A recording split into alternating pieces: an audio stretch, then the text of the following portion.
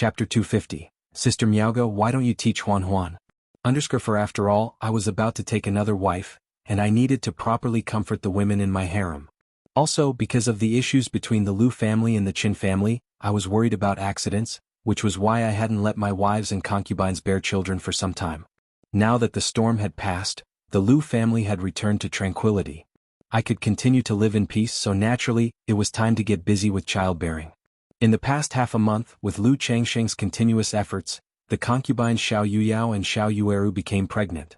As for Lu Miaoyun and Chu Jinjin, Lu Changsheng was taking it slow with them, thinking of letting the two women rest more and spend some time on cultivation. After all, one had given birth to 3 children for him, and the other to 4, they deserved more breaks. In the blink of an eye, 10 days had passed.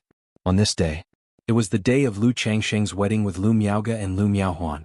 The ceremony was extremely grand and lively. One could say it was a celebration for the entire clan. The whole of Qingzhou Mountain was joyous, draped in colored lights, adorned with large red lanterns. Early in the morning, Lu Changsheng, with the care of his 2 beautiful wives, Lu Miaoyun and Chu Jinjin, was adorned with a golden crown and dressed in a red groom's brocade. With a big red flower on his chest, he rode a spiritual horse, leading the wedding procession with drums and gongs to the residence of Lu Yuanding to welcome the bridal sedan. I pay my respects to my father-in-law.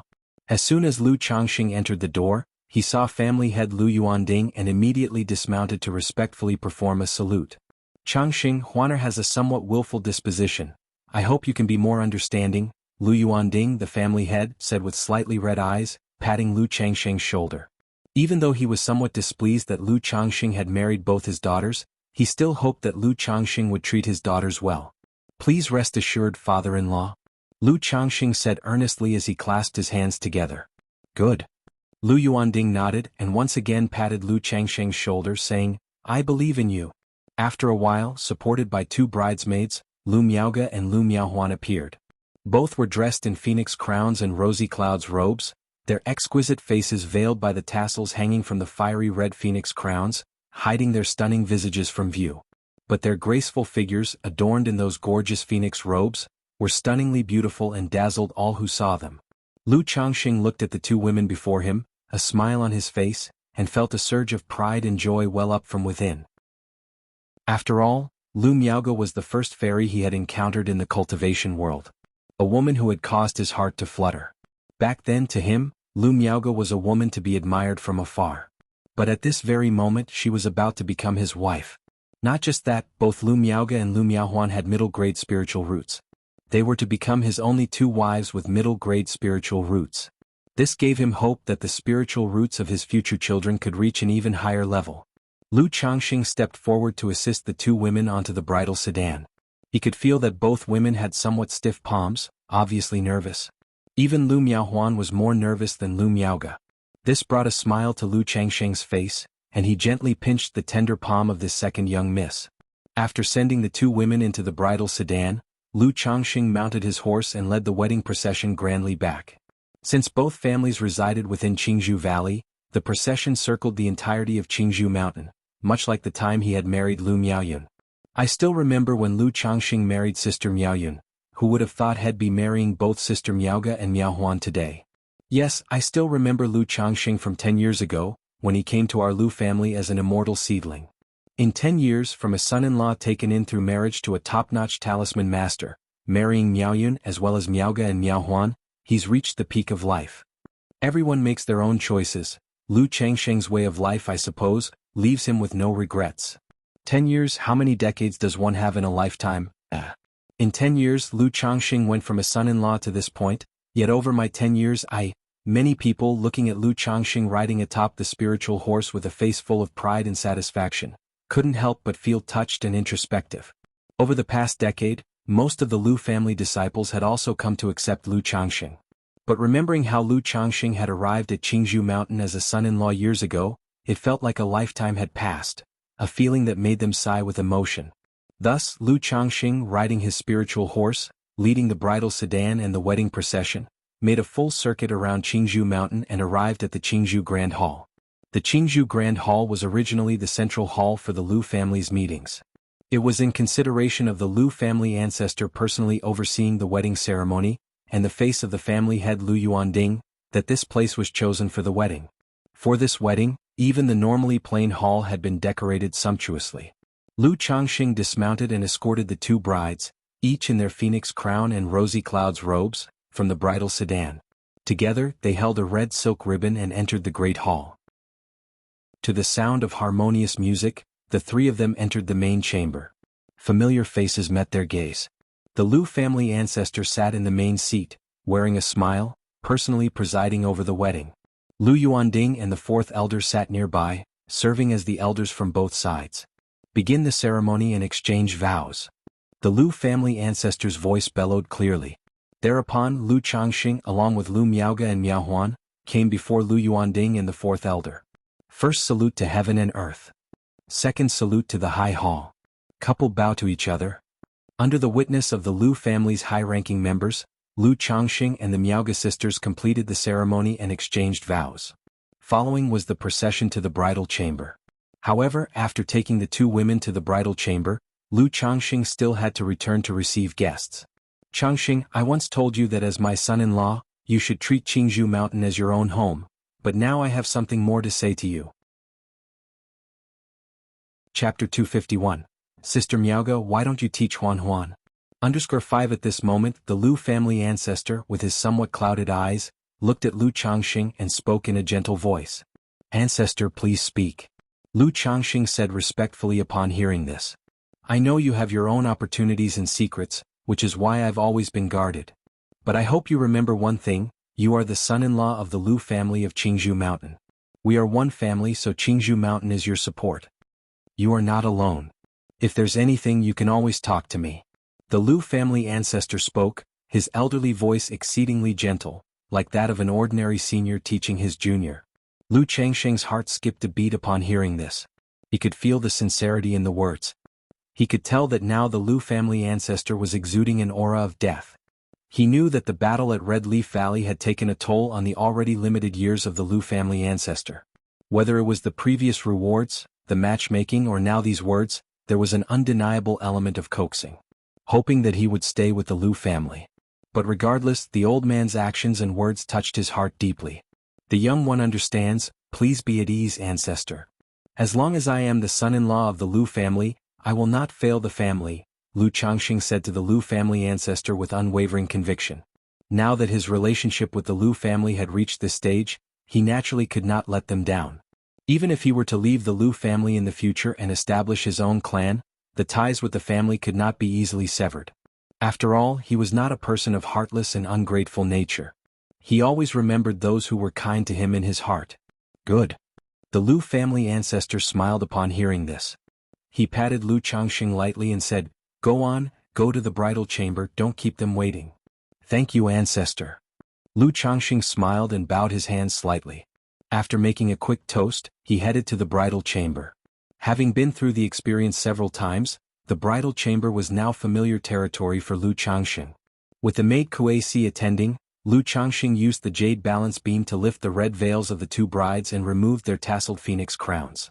Suddenly, two extremely beautiful faces that even phrases like national beauty and heavenly fragrance were insufficient to describe were revealed to Lu Changxing's eyes. Miaoge, who was originally ethereal and otherworldly, now had her cheeks tinted with makeup, making her fair, snowy complexion blush with a warm luster, coquettish and touching, radiant and charming, like a fairy descended to the mortal world. Miaoge's dreamy, mesmerizing eyes met Lu Changxing's intense gaze, and she immediately became like a panicking deer, her beautiful head lowered shyly, a wave of bashfulness rising in her heart. This scene was an unparalleled beauty to Lu Changxing, the most stunning landscape on earth. And the usually aloof and noble second young mistress today had completely melted her ice mountain demeanor. Her eyes brimming with emotion as she looked at Lu Changxing, her delicate features now adorned with a hint of adorable shyness, charming and bewitching. Sister Miaoge Huan, you are truly beautiful. Lu Changxing took a deep breath and praised generously. If he hadn't been through so much, seen so many things, just looking at his two charming brides in front of him might have been too much to handle, and he wouldn't be able to maintain such calm and composure. Then, taking the wedding cup from the tray held by the maid Kuei-si, he said, Sister Miaoge Huan, today we become husband and wife, and from now on we shall journey through life together. Come, let us drink this cup to the full. Immediately after, the three of them drank the joint cup wine together. After finishing the wine, Lu Changxing suddenly chuckled and said to Miaoge, "Life is unpredictable. When I first saw Sister Miaoge, I thought of you as an untouchable fairy high above. I never imagined that one day I could marry you." Turning his gaze to Miao Huan, he continued, "When I first saw Huan Huan, I thought she was both cold and fierce. And now..." Miao Huan, hearing Lu Changxing describe her sister as a fairy and herself as cold and fierce, immediately objected with pouted lips. Her lips pursed, glistening and fresh as the most tender petals in the world, tempting Lu Changxing to taste them carefully. "From now on you are flawless." Lu Changxing gazed at the second young mistress before him and said, before promptly tasting those petals. Miao Huan let out a soft moan, reminded that her sister was still there. But her body tingled all over and she began to tremble, unable to utter a sound. Then a series of rustling noises commenced. Lu Changxing, the second young mistress, wrapped her snow-white arms around Lu Changxing's neck involuntarily, her eyes slightly squinted, murmuring softly, "Oh." Lu Changxing gently clasped her creamy skin, trailing off with a drawn-out tone. "Husband," Miao Huan called softly, then her beautiful eyes closed tightly, her delicate features slightly furrowed, her head tilting back. Her exquisite, beautiful face blushed, her breath heaving with soft moans, her body shaking unceasingly. Miaoge, abashed beside them, didn't know how to react upon seeing her sister in such a state. But seeing her sister's plaintive behavior, she awkwardly comforted her while feeling somewhat flustered and shy. She could clearly feel her sister's body incredibly soft and scorching at this moment. "Sister Miaoge." Lu Changxing turned to Miaoge, taking her delicate hand and slowly moving it. That gesture made Miaoge's heart surge with unending shyness. Her breathing quickened, her clear and lovely cheeks flushing like the rosy sky at sunset, becoming more radiant under the candlelight. "As the older sister, why don't you teach Huan Huan?" said Lu Changxing, taking in the fragrance from Miaoge and whispering softly. Then the scene fades to black. That year, Lu Changxing was 28 years old, with 7 wives, 11 concubines and 24 maids. Chapter 252, The young lady and second miss are pregnant. _1 The next morning Lu Changxing awoke. Looking at the 2 newlywed wives beside him, whose features were about 70 to 80% similar and whose sleeping faces were stunningly beautiful, the corners of his mouth lifted slightly. "This too is the motivation for my diligent cultivation," he said. "The heights are cold and the path to immortality stretches endlessly. Cultivators are also human with emotions and desires. If one were to practice cultivation by casting aside all emotions and desires, and enduring nothing but arduous cultivation, even if one were to reach the pinnacle of the immortal path and live a long and plentiful life, what joy would there be?" Lu Changxing ruminated in his heart. At this moment he experienced a feeling of enlightenment, a sense of spiritual satisfaction. It was as if his body and soul had both been sublimated. This was his Tao. The way of cultivation is manifold, different people follow different paths. As for him, his path was to traverse amid the chaos of the mundane world. He sought to satisfy his own desires and to cultivate an unobstructed mind and a relaxed spirit. Changxing. At this moment Lu Miaoge's eyelashes quivered as she slowly awoke, opening her clear and bright eyes. Looking at Lu Changxing, her face revealed a trace of happiness and shyness, mixed with a faint joy. "Huan Huan is still asleep, let's sleep a bit longer," she said. Lu Changxing, watching Lu Miaoge wake up, drew her enticingly fragrant and jade-like body into his arms. Bending his head slightly, he gazed at her fair creamy neck and spoke softly. Now married, Lu Miaoge no longer put on the airs of an elder sister as usual. She responded with a light aim, and nestled into Lu Changxing's embrace. Her beautiful eyes were half opened, her lips slowly parting with breaths that tugged at the heartstrings. "Huan Huan is about to wake up, later we need to go see father," she said.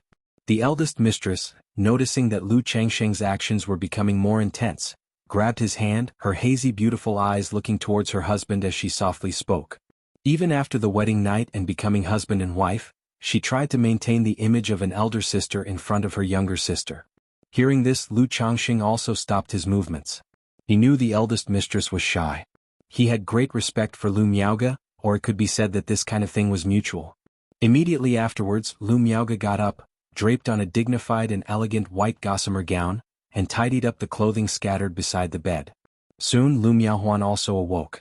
Thinking of last night's scene, this second young mistress was even more shy than her sister Lu Miaoge. This was also because Lu Miaoge and Lu Changxing had already had marital relations. By this time, Lu Miaoge had already finished dressing and applying makeup. Seeing that her younger sister had awakened, the gentle and graceful elder sister got the two of them out of bed, suggesting that they should go to serve tea and greet their father Lu Yuanding. Hearing this, the two of them did not delay. They immediately got dressed and went with Lu Miaoge to meet their father-in-law. After greeting their father-in-law and having breakfast, they returned home, and Lu Changxing called over Lu Miaoyun, Chu Jinjin, and the others to start unpacking wedding gifts.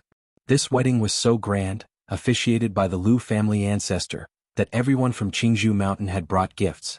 However, most were just token gestures. It was only the gifts from a few of the Lu family elders that were somewhat more substantial.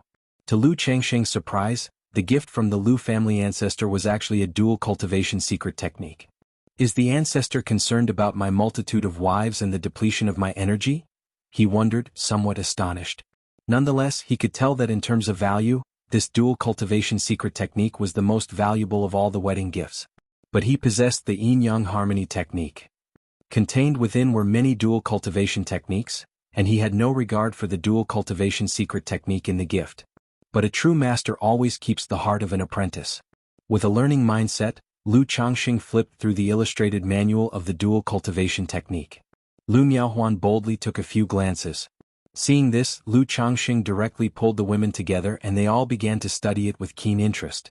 After all, it was one thing to understand dual cultivation, but none could be as simple and direct as the teachings in these illustrated manuals. He could talk about how to dual cultivate, but his wives might just think he was deceiving them. Now, with the dual cultivation technique gifted by the ancestor, there could be no doubt. As night fell, Lu Changxing first went to comfort Lu Miaoyun and Chu Jinjin, teaching the two women the dual cultivation technique and helping them with their cultivation. After all, one must not forget old love in the face of new. Late into the night, he then went to find Lu Miaoge and Lu Miaohuan for cultivation. Now naturally the two women did not share one room and had separate chambers, which made Lu Changxing feel a bit regretful. But he was not in a hurry. He knew such things needed to be approached gradually. It was better for them to be separate now, allowing both sisters to let go and relax. Otherwise, like last night, they would both hold back and that would diminish the fun. Lu Changxing first entered Lu Miaoge's room, where the eldest mistress was not asleep but meditating. She was still clad in a simple and elegant white gown, but with a bit more decoration than usual.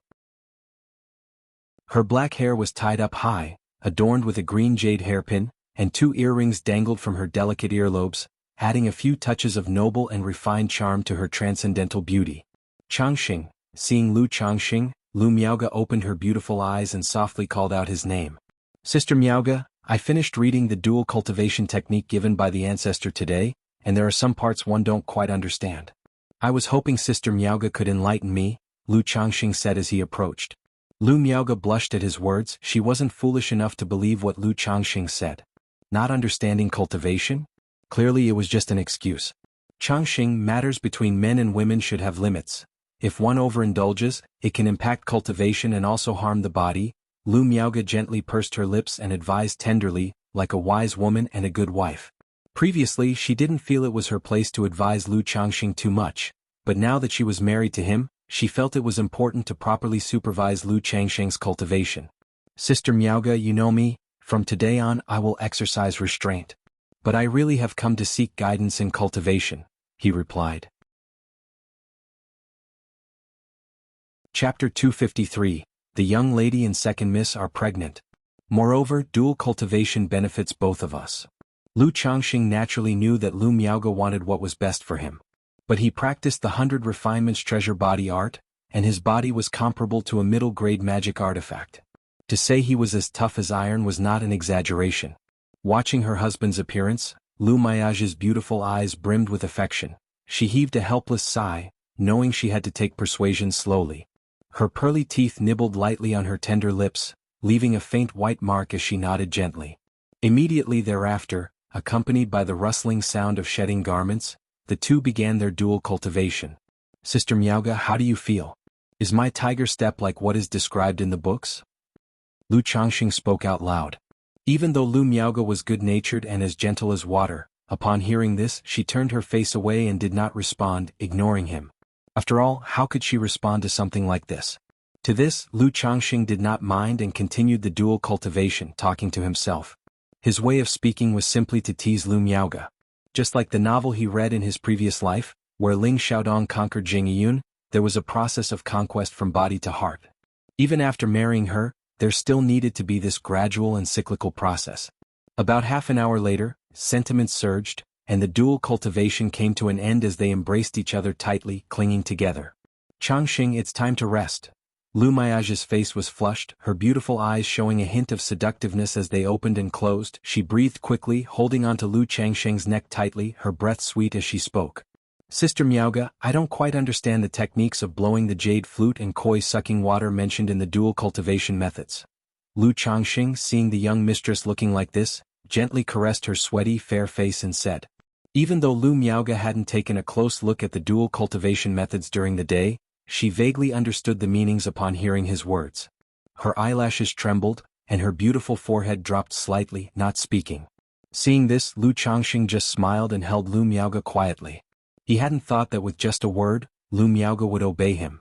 It still required a process after all. After resting with Lu Miaoge for a while, Lu Changxing then hurried on to his next engagement. After all, having multiple wives and concubines came with its own troubles. There was another young mistress waiting for his comfort. When Lu Changxing arrived at Lu Miaohuan's room, the light was already out. But Lu Changxing could feel that the second young mistress had not yet gone to bed. He immediately knew that he had made this second young mistress wait too long and that she was in a bit of a mood. In the past, Lu Changxing naturally wouldn't have indulged such a mood. But now that she was his wife, he found a little mood to be nothing serious, considering it a bit of flirtation. Entering the room, Lu Changxing approached the bed and coaxed Lu Miaohuan, who was under the covers. The second young mistress now was all too easy to coax. It didn't take long before she was appeased. As he lifted the covers, he saw that Lu Miaohuan was still wearing a sparkling gown, as though flowing with stars. It was exactly the dress he had expressed during the day his desire to see her wear, the one from when they first met. Lu Miaohuan's graceful figure was perfectly displayed under this gown. Her fair and delicate skin seemed even more tender and soft like snow. Under the hem of the starry night-like gown, the contour of a pair of beautiful legs was visible yet hidden. With one glance, Lu Changxing spotted that on these beautiful legs were wrapped a layer of thin, cicadwing-like black silk stockings. This made her legs appear even more slender and temptingly sensual. Hiss. This caused Lu Changxing to inhale sharply, and he immediately seated himself on the bed, lifting the second young mistress into his embrace and resting her straight, tempting legs on his own thigh. He spoke warmly, Huan, it's all my fault for making you wait so long. Your feet are a bit cold, let me warm them for you, he said as he gently stroked them, suddenly grasping her round calf and slender ankle with genuine concern. Even through a layer of stockings, he could still distinctly feel the whiteness and delicacy of her skin. Lu Miaohuan heard his words and looked at Lu Changxing with eyes that were both reproachful and delighted, giving him a look. She thought to herself that she hadn't guessed wrong after all. Lu Changxing indeed had peculiar tastes. But at that moment she did not feel disgusted. Instead, she felt a sense of pride, believing herself to be alluring. It was Lu Changxing who had fallen for her first. In a flurry of sweet nothings from Lu Changxing, it didn't take long for Lu Miaohuan to don a body-hugging gown aglow with starlight, her tall and graceful figure leaning against the windowsill. Her shapely, long legs, sheathed in black stockings, were perched atop a pair of stiletto heels that complemented her dress, with a nebulous starry design. The heels, slender and 3 to 4 inches tall, not only accentuated the perfect, alluring contours of the young mistress' legs but also added to her overall statuesque height. Under the soft glow of the moon, her dark and lustrous hair cascaded down her back, smooth and reaching the waist of her gown, resting above her shapely hips, making Lu Miaohuan's beauty breathtaking at that moment. Lu Changxing stood behind her, embracing the undulating, alluring body of his wife, together admiring the moon. A moment later, Lu Miaohuan bit her lip, her delicate and stunning face flushing with a rosy glow. The blush stretched to her exquisite earlobes, along the length of her swan-like neck, and her cool and proud demeanor could no longer be maintained. In a voice as faint as a mosquito's, she said to Lu Changxing behind her, You better not ruin my clothes. Huan, when the time comes I will buy you new ones. Lu Changxing whispered softly. As noble and aloof as an iceberg, the second young mistress began to thaw and let herself be manipulated. Rip. Following the sound of tearing cloth was a series of whimpers that were at once resentful and longing, plaintive and complaining. Time flew, and in the blink of an eye, more than a month had passed. Lu Miaoge and Lu Miaohuan quickly integrated into the big Lu family. And just as Lu Changxing had expected, seeing so many children in the courtyard, neither Lu Miaoge nor Lu Miaohuan had the heart not to have a few of their own. They both expressed a willingness to have children. But only one each. Lu Miaoge's reason was that she still needed to consider her cultivation. And she had to manage the affairs of the spiritual talisman shop. As for Lu Miaohuan, she was simply a bit scared of childbirth. Hearing this, Lu Changxing naturally accommodated their wishes. And during this month, both Lu Miaoge and Lu Miaohuan became pregnant. For Lu Changxing, this was a source of immense joy. One reason was that for the wives and concubines he loved, he indeed held a partial fondness for their children. He couldn't manage to be entirely equitable. Additionally, both Lu Miaoge and Lu Miaohuan had middle-grade spiritual roots. And he himself now had a 6th-grade spiritual root. Therefore, Lu Changxing had some expectations for the children in the bellies of the two women. After Lu Miaoge and Lu Miaohuan became pregnant, Lu Yuanding came to visit, bringing many nutritional supplements. They included both his personal gifts and those representing the Lu family. Even though Lu Changxing wasn't exactly short on money now, he naturally accepted the heartfelt gifts. At the same time, Lu Yuanding also told Lu Changxing to take charge of the 9 Dragons marketplace. With the family crisis resolved, all external businesses naturally needed to be quickly revived and operational.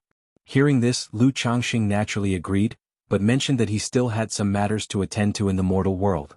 After all, it had been a year and a half since he had visited his wives and children in the mortal world, due to the series of events involving the Lu family.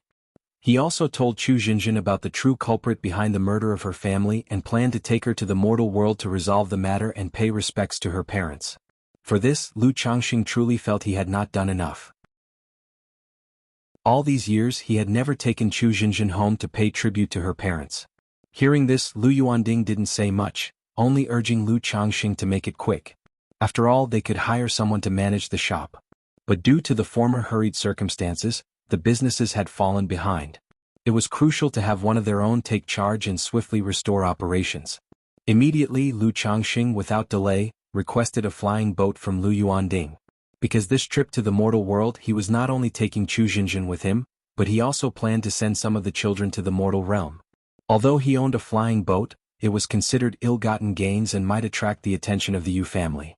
So, Lu Changxing had no intention of using it publicly for the time being. For 300 family contribution points, Lu Yuanding approved a flying boat for Lu Changxing. Immediately after, Lu Changxing, accompanied by Chu Jinjin and 6 children old enough to travel, set off for the mortal realm. Chapter 254. A 10-year pact, Revenge _1. The sky is clear for thousands of miles, and the azure is spotless. A flying boat slowly descended from the sky and landed outside of Rui County City. Lu Changxing took out a transmission talisman and sent messages to Hong Yi and Li Feiyu. About a quarter of an hour later, Hong Yi and Li Feiyu hurried out from the city. Brother Hong Feiyu. Lu Changxing greeted the two men. He then introduced Chu Jinjin and the children to Hong Yi. After a brief introduction and exchange of greetings, Lu Changxing asked Chu Jinjin to take the children onto a carriage and head into the city. Changxing, I heard from Brother Hong that the Lu family has destroyed Red Leaf Valley? At this moment, Li Feiyu turned to Lu Changxing and inquired. He had been closely following the events concerning Qingzhou Mountain and Red Leaf Valley. By now, after so much time had passed, he had also gathered news about the Lu family and the Qin family. Learning that the Lu family had obliterated the Qin family of Red Leaf Valley came as a tremendous shock, and he had no clue what was going on. That's correct. Lu Changxing nodded. He did not conceal the truth. He briefly recounted the matters between the Lu family and the Qin family. At the same time, he asked Li Feiyu about his future plans, whether he intended to stay in the secular world or return to Qingzhou Mountain. He could tell that Li Feiyu's cultivation level was still at the 4th level energy refinement. In the secular world, even with the minor spirit gathering array he had set up, cultivation was exceedingly difficult. It was completely incomparable to cultivating in a place with a spiritual vein like Qingzhou Mountain. No, the children are much older now and my parents can take care of them. I plan to finish out the year and then go to the cultivation world to try my luck and see if there's an opportunity, said Li Feiyu. His determination to pursue cultivation had never wavered. He knew that with his current circumstances, if he didn't take a leap of faith now, let alone foundation establishment, he'd have no chance of reaching the energy refinement late stage in this lifetime. Red Leaf Valley has been destroyed, and the Liu family, Bai family, Yu family, and Zheng family will establish a marketplace in Red Leaf Valley. Once the marketplace is completed and everything comes to life, it will be a decent place to go, Lu Changxing spoke up. From what he knew, the Red Leaf marketplace would be completed in 1 or 2 years.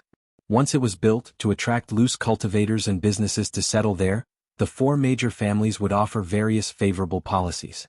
During this phase for loose cultivators it would be a good time. If Li Feiyu were to go to Red Leaf Marketplace, he could also look after him to some extent. After all, venturing out to explore ancient ruins and secret realms, in his view, was still too dangerous. It was almost a sure path to death. But he also knew that for ordinary loose cultivators like Li Feiyu, the only way to make progress in cultivation was to take this one path. Okay, I'll consider it when the time comes, responded Li Feiyu after hearing this. Red Leaf Valley is going to have a marketplace? Upon hearing this, Hong Yi too was somewhat surprised, seeing a business opportunity. Yes, Brother Hong, if you're interested, you can go and have a look when the time comes. If you want to purchase a shop, I can also help make introductions, Lu Changxing said to Hong Yi. Now that his wives and children were settled in the secular world, and the Rui Marquis mansion was looking after them, he naturally wanted to return the favor.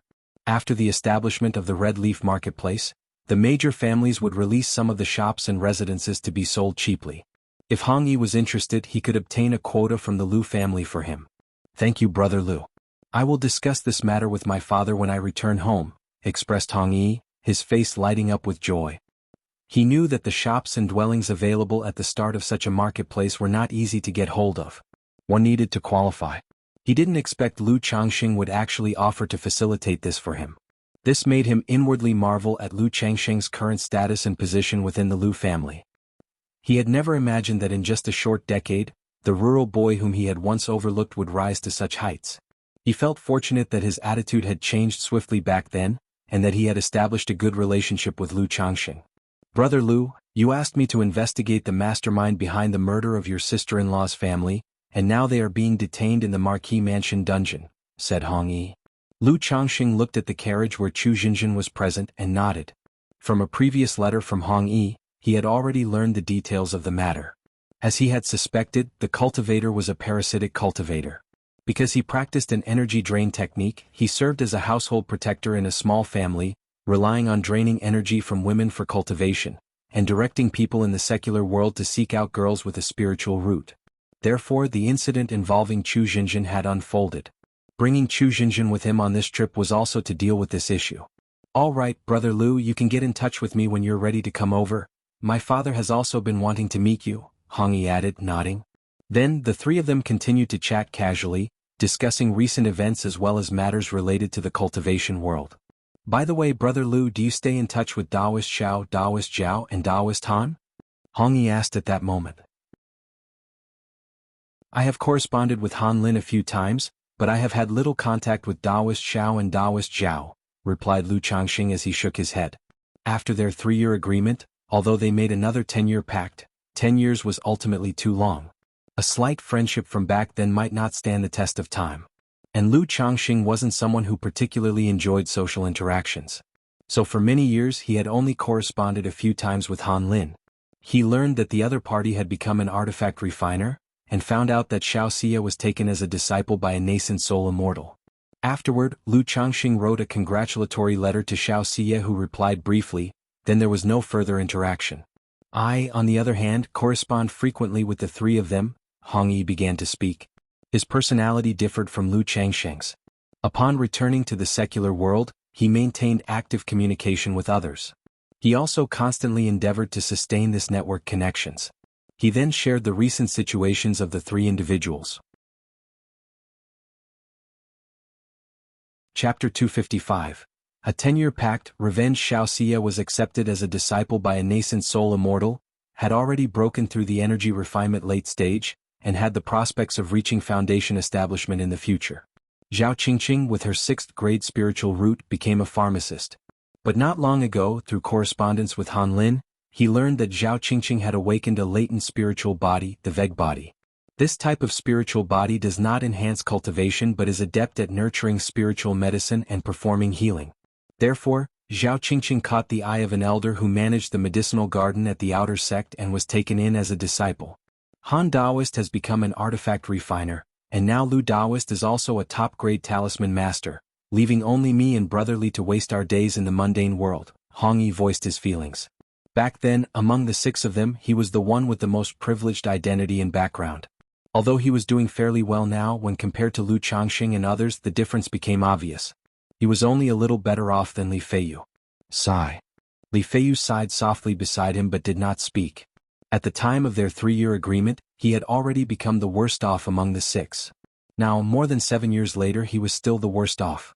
And the gap with the others was growing wider and wider. This was also the reason he was thinking of venturing into the cultivation world to make a stand. Feiyu. Lu Changxing, seeing his good brother like this, patted his shoulder. "I'm fine, just feeling a bit emotional seeing you all doing so well," Li Feiyu said with a wry smile, shaking his head. "Now, we only have 2.5 years left until the 10-year agreement we made back then. In a while, I'll write to ask Daoist Xiao and the others if they want to gather together," Hong Yi continued. "I'm fine with it." Lu Changxing nodded. He wanted to maintain these friendships if possible, but he didn't force it, preferring to let things take their natural course. After all, with the system by his side, he did not need Hong Yi's approach. Li Feiyu also nodded slightly. Although he did not entertain the idea of relying on others for help, he knew that maintaining these connections would be beneficial to himself. Just like now, his good relationships with Lu Changxing and Hong Yi provided him with many conveniences in terms of cultivation resources and information. While the 3 of them were chatting leisurely, the carriage arrived at the entrance of the Lu residence. Lu Lanshu, Lu Zier, Lu Qinger, and Xia Zhiyue, along with a group of children, were standing at the entrance of the residence. It was clear they knew about Lu Changsheng's arrival and were waiting at the entrance. "Lu brother, I have other matters to attend to, so I won't disturb your family reunion," Hong Yi said as he got up to take his leave, seeing the situation. "All right, see you tomorrow," Lu Changxing nodded and then turned to look at his wives and children. Husband, father, Zhenjin, Auntie Chu. The wives and children, seeing Lu Changxing, immediately showed the joy of a long-awaited reunion. Lu Wuyo and Lu Shila even rushed over to embrace Lu Changxing. "Haha, did you miss Daddy?" Seeing this, Lu Changxing held the children and ruffled their heads, a smile also spreading across his face. "We missed you." After not seeing them for over a year, the children had all grown taller. From their stature and movements, it was evident that they had a solid foundation in martial arts. Such minor improvements in martial arts also boosted Lu Changxing's ability. However, this boost was too insignificant. For Lu Changxing, who was cultivating the 100 Refinements treasure body art, it was almost negligible. "Lanshu, it has been hard on you all these days," Lu Changxing said to his wives. "Husband, it wasn't hard," the women shook their heads, their eyes filled with tenderness. Let's go inside." Lu Changxing didn't linger to catch up at the entrance. He patted his eldest son, Lu Pinggan, who had nearly grown as tall as his chest, and went inside with his wives and children. Now, the Lu residence had changed considerably from 1.5 years ago. The house now employed many protectors, martial masters, servants, and maids. Following Lu Lanshu's instructions, upon seeing Lu Changxing, the head of the household, they all respectfully paid their respects, calling out "Old Master, Family Head." Hee, Lu Changxing couldn't help but chuckle softly. He was still getting used to this title, but in the mundane world, after establishing a family, being called Old Master was also normal. And being 28 years old, he was indeed not young anymore. After settling the children, Lu Changxing spent time with his wives and children, joyfully having a reunion meal. That night, "Lanshu, Zier, Qinger, do you want to go back to Qingzhou Mountain for a visit?" Lu Changxing asked, embracing his wives. Sending his wives to the mundane world partly for the children's care, and partly as preparation for escape. Now that the situation of the Lu family had stabilized, if the 3 women wished to return to Qingzhou Mountain, he could take them back to live there on this trip. "Husband, well, just stay here with the children." All 3 women shook their heads. They did not necessarily want to leave Qingzhou Mountain, but they understood that with Lu Changxing's busy affairs, rather than going back to Qingzhou Mountain, it was better to stay here. Moreover, they also knew that Lu Changxing wouldn't bring the children back with them and didn't want to be away from the children. "All right, I'll come back often whenever I have time," Lu Changxing said warmly. He still had quite a bit of affection for his first 3 wives, and, following his words, he expressed his love through his actions. The next day, "Jinjin, why don't you stay at home and I'll go alone?" Lu Changxing said to Chu Jinjin. Although this trip was meant to bring Chu Jinjin along for revenge, she had never dared to kill even a chicken, let alone take a life for revenge. Moreover, he could see that over the years Chu Jinjin had been forgetting and shedding the hatred in her heart. If she were to see her enemy, it might bring back painful memories. "Husband," Chu Jinjin looked at Lu Changxing, pursed her lips, and her eyes were determined, clearly wanting to go. "Then let's go." Seeing this, Lu Changxing held her hand and did not say much else. Chapter 256. A 10-year pact, revenge. Accompanied by Chu Jinjin, he arrived at the Rui royal mansion. Upon learning of Lu Changxing's arrival, the doorkeeper immediately went to report it. Not only Hong Yi came out to greet them. Hong Yi's father, the Marquis of Rui, also personally came out to greet them. This Rui Marquis appeared to be in his 50s. However, through Hong Yi, Lu Changxing knew that this Rui Marquis was actually over 70 and had more than 40 children. 7th level energy refinement. Lu Changxing recognized the cultivation level of the Rui Marquis at a glance. Such cultivation strength was considered to be that of a master in the secular world. Spirit gathering array, a minor spiritual land? After entering the inner courtyard of the mansion, Lu Changxing immediately sensed that there was a spirit vein beneath it. Similar to the one in Bullhead Mountain, it belonged to the less influential spirit veins. But in the secular world, even a minor spirit vein like this was rather impressive. After a brief conversation with the Rui Marquis, Lu Changxing followed Hong Yi to a subterranean palace. Young Master Yi. At the entrance of the subterranean palace, 2 innate masters stood guard and greeted Hong Yi with a bow. "Open the door," Hong Yi commanded outright. Upon entering the subterranean palace and walking through a tunnel, it was clear that this was a prison. The air was filled with a damp, musty smell and many people were confined. Any martial arts experts or cultivators who cause trouble in Rui Prefecture are dealt with by the Rui Marquis mansion and imprisoned here. Gong Sun Hong is detained in the depths, Hong Yi explained to Lu Changxing. Gong Sun Hong was the cultivator behind the scenes who had killed Chu Zenshin's entire family. Lu Changxing nodded slightly, holding Chu Zenshin's hand as they followed Hong Yi deeper into the dungeon. Many cells on both sides were empty, some containing prisoners. Tight bindings in a cross shape, iron chains piercing through the arm bones, tendons in the hands and feet severed, and fetters and chains wrapped around the wrists and ankles indicated that the inmates who were detained here were generally formidable. They were either cultivators or at least innate masters. Hearing footsteps, many prisoners opened their eyes. Seeing Hong Yi, their eyes turned blood red as if looking at the murderer of their fathers. They struggled vehemently, gnashing their teeth and howling in anger. Seeing such a scene, Chu Jinjin felt frightened and hugged Lu Changxing's arm tightly. Although she was a cultivator at the 3rd level energy refinement, her timid nature hadn't changed much. "It's okay," Lu Changxing said to his petite wife while gently comforting her. Not to mention Chu Jinjin, even he felt somewhat uncomfortable with the scene before him. After all, the most tragic scene he had witnessed was the killings in Red Leaf Valley. But that was not as revolting as what he saw now. "Brother Lu, sister-in-law, this person here is Gong Sun Hong." Hong Yi stopped and pointed at a door to a cell, announcing. Inside sat a man in his 60s with gray hair, a pale face, purple lips, and appeared to be at death's door. He was in a tight binding, iron chains piercing through the arm bones, tendons in the hands and feet severed, and fetters and chains wrapped around the wrists and ankles. Gong Sun Hong. Chu Jinjin recognized that this was the very cultivator who had orchestrated the murder of her family. Hatred and anger surged in her heart. But at the same time, the thought that her parents died because of her brought a wave of sadness. "Jinjin, let me do it." Lu Changxing sighed softly upon seeing his wife in such a state. He knew Chu Zenshin's personality well. He had anticipated that even with the murderer before her, Chu Zenshin's heart would only be filled with sadness and confusion. She would hardly experience the sensations of anger and hatred, the satisfaction of revenge. One reason was her personality. The other was that over the years, much of her hatred had been buried. Chu Zenshin's eyes turned slightly red as she nodded. She had felt unwell ever since entering the dungeon, even feeling nauseous. At this moment, asking her to take action to relieve her hatred by killing someone was really beyond her. Swish! Lu Changxing snapped his fingers. A streak of white sword light burst forth, ending Gong Sun Hong's life and severing his head. When he had saved Chu Jinjin, He was still worried that the cultivator behind the scenes might come after them. But now, over 7 years later, killing the enemy was as easy as slaughtering a chicken.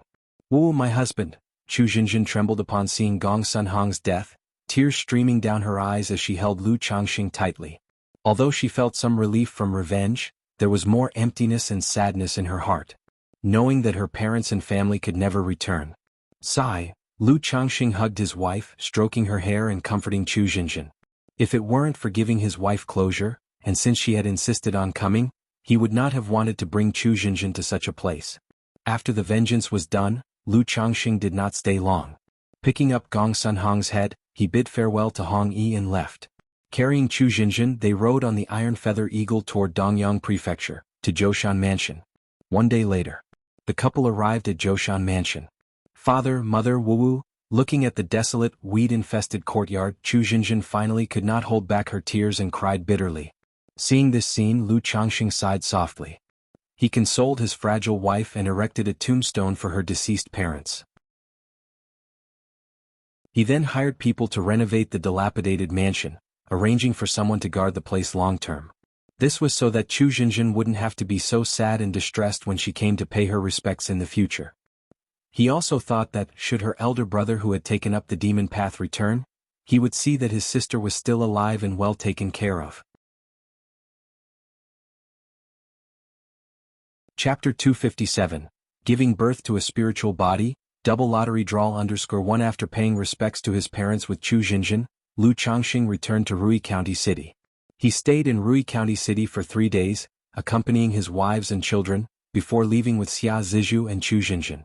He did not return to Qingzhou Mountain. Instead, he went directly to Nine Dragons Market. One reason was to avoid making an extra trip. Additionally, he would have use for this flying boat later on.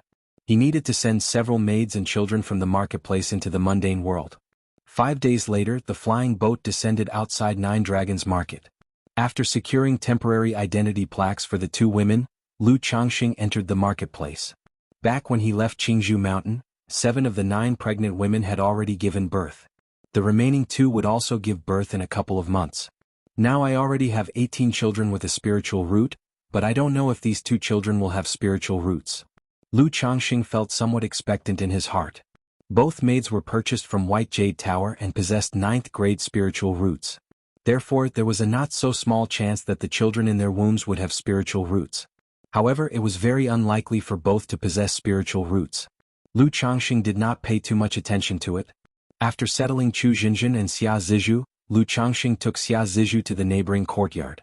That was the courtyard where Xia Long once lived. He wanted his daughter to see her father's former residence. Looking at the deserted courtyard covered in dust, and thinking of her deceased father, Xia Zizhu felt profound grief and her eyes reddened. Usually unable to bear such scenes, Lu Changxing sighed as well. He could only comfort her as much as possible. He let her cry out for her father all night, filling the void in her spirit. The next day, Lu Changxing went to the Lu family compound in the Eastern District. He met the already present second elder, and took back control of the spiritual talisman shop.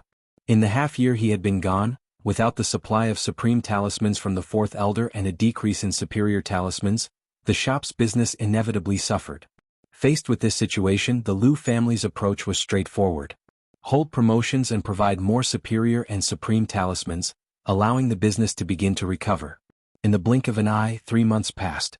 In these 3 months, only Xiao Huang, who had been left behind, was pregnant. It wasn't that Lu Changxing didn't want to have more children.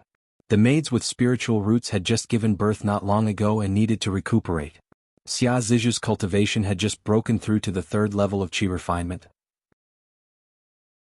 Lu Changxing planned to wait until she reached the 4th level of qi refinement and the middle stage before considering having children again. As for ordinary maids like Bai He and Haitang who lacked spiritual roots, now that he had so many wives and maids, Lu Changxing planned not to have any more children with them.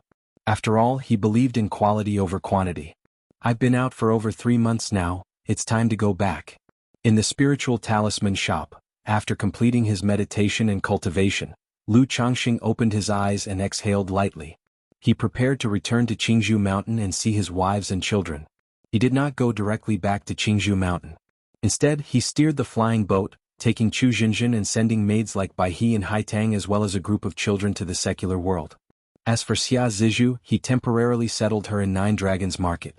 One reason was that Nine Dragons Market needed someone to look after it.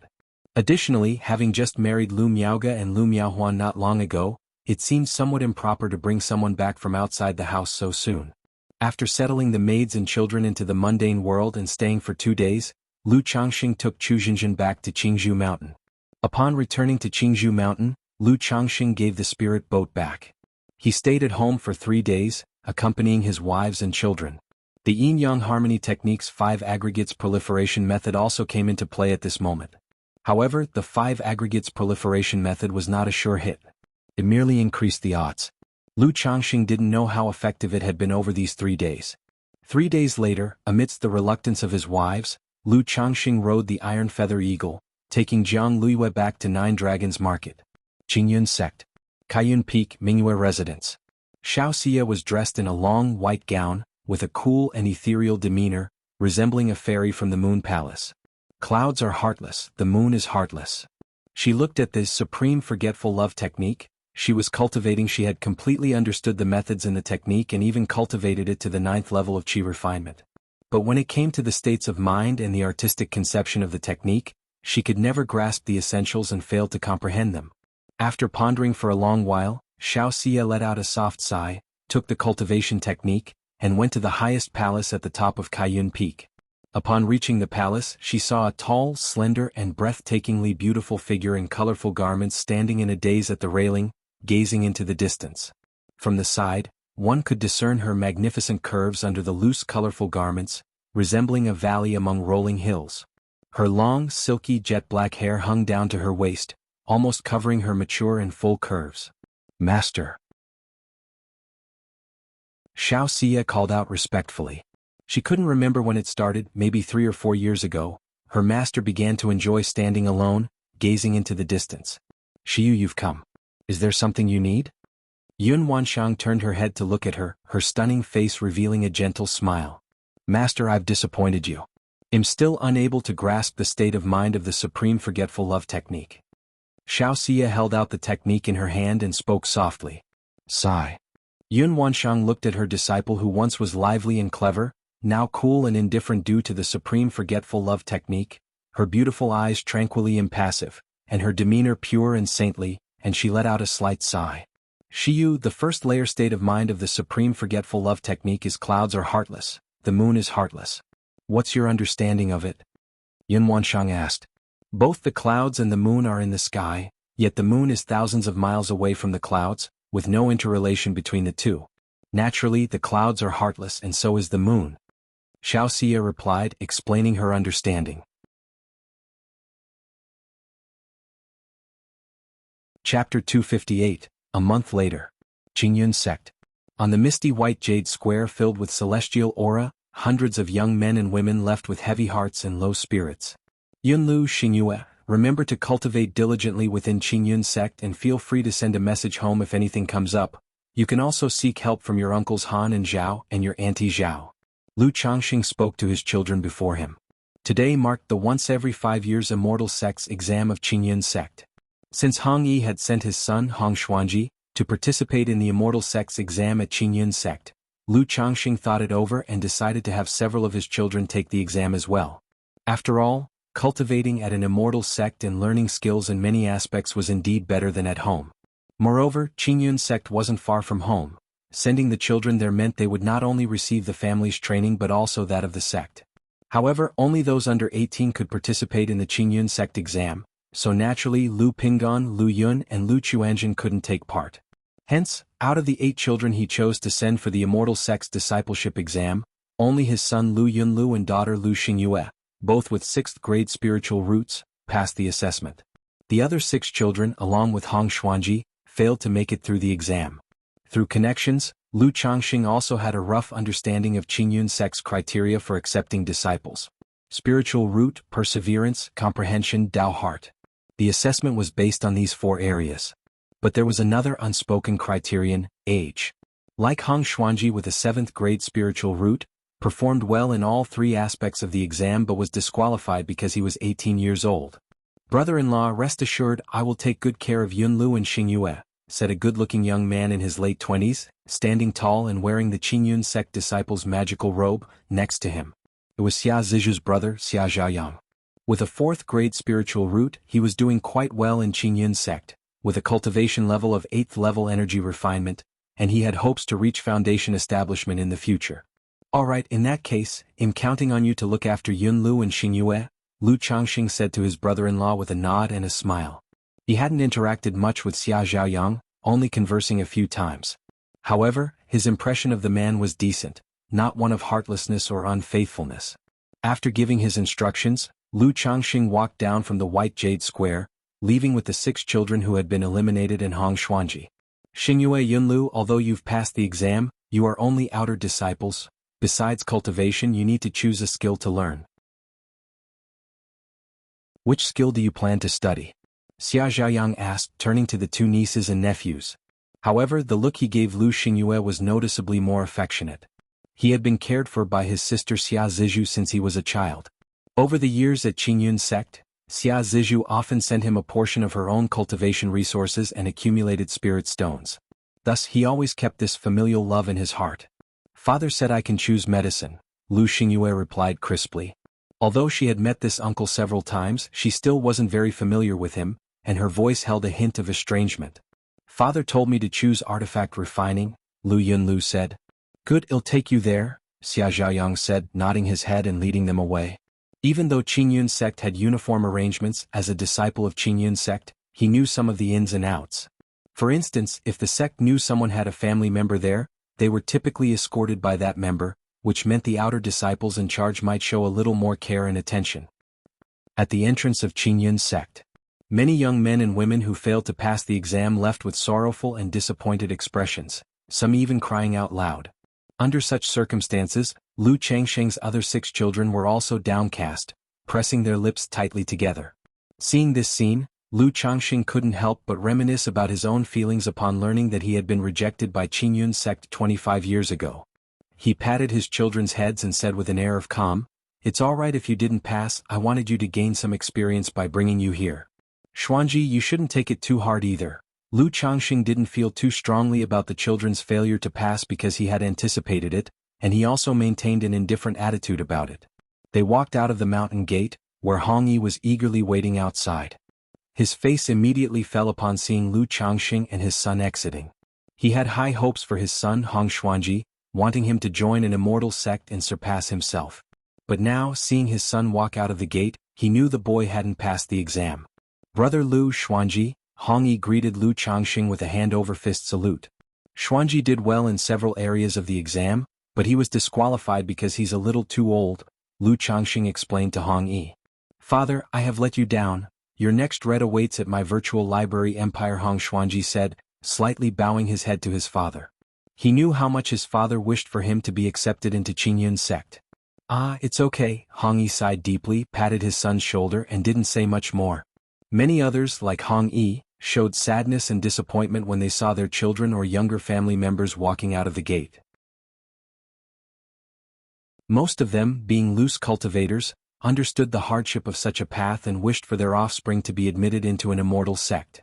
Brother Hong Xuanji is quite talented and intelligent, and he will not fare poorly in the future even if he hasn't joined an immortal sect. We ourselves were once rejected by Qingyun sect as well, weren't we? Lu Changxing said to comfort him.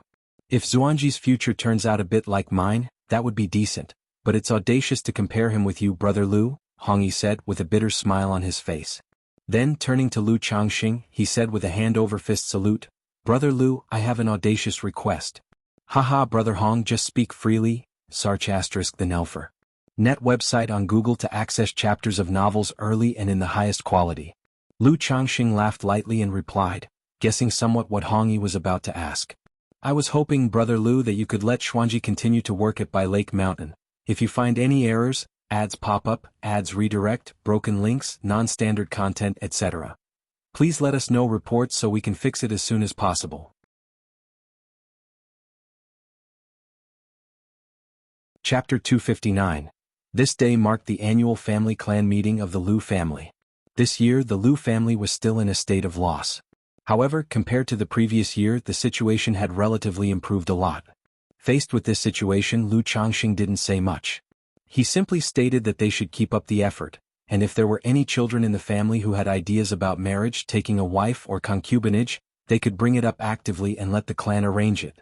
After all, on by Lake Mountain's side, only his son Lu Xinji was married, which truly worried him as an elderly father. Changxing, the internal organ issues of your uncle have improved quite a lot under my treatment with Tai True Water. If you have some free time, you could try to help your great-uncle remove the corpse poison. After the family clan meeting concluded, Lu Miaoge said softly to Lu Changxing. Previously, Lu Changxing had said that once she had managed Lu Yuanzhang's internal organ issues more or less, he could attempt to use sword qi to drive out the poison. Alright, I'll go with you in a few days. Upon hearing this, Lu Changxing held Lu Miaoge's hand and spoke warmly.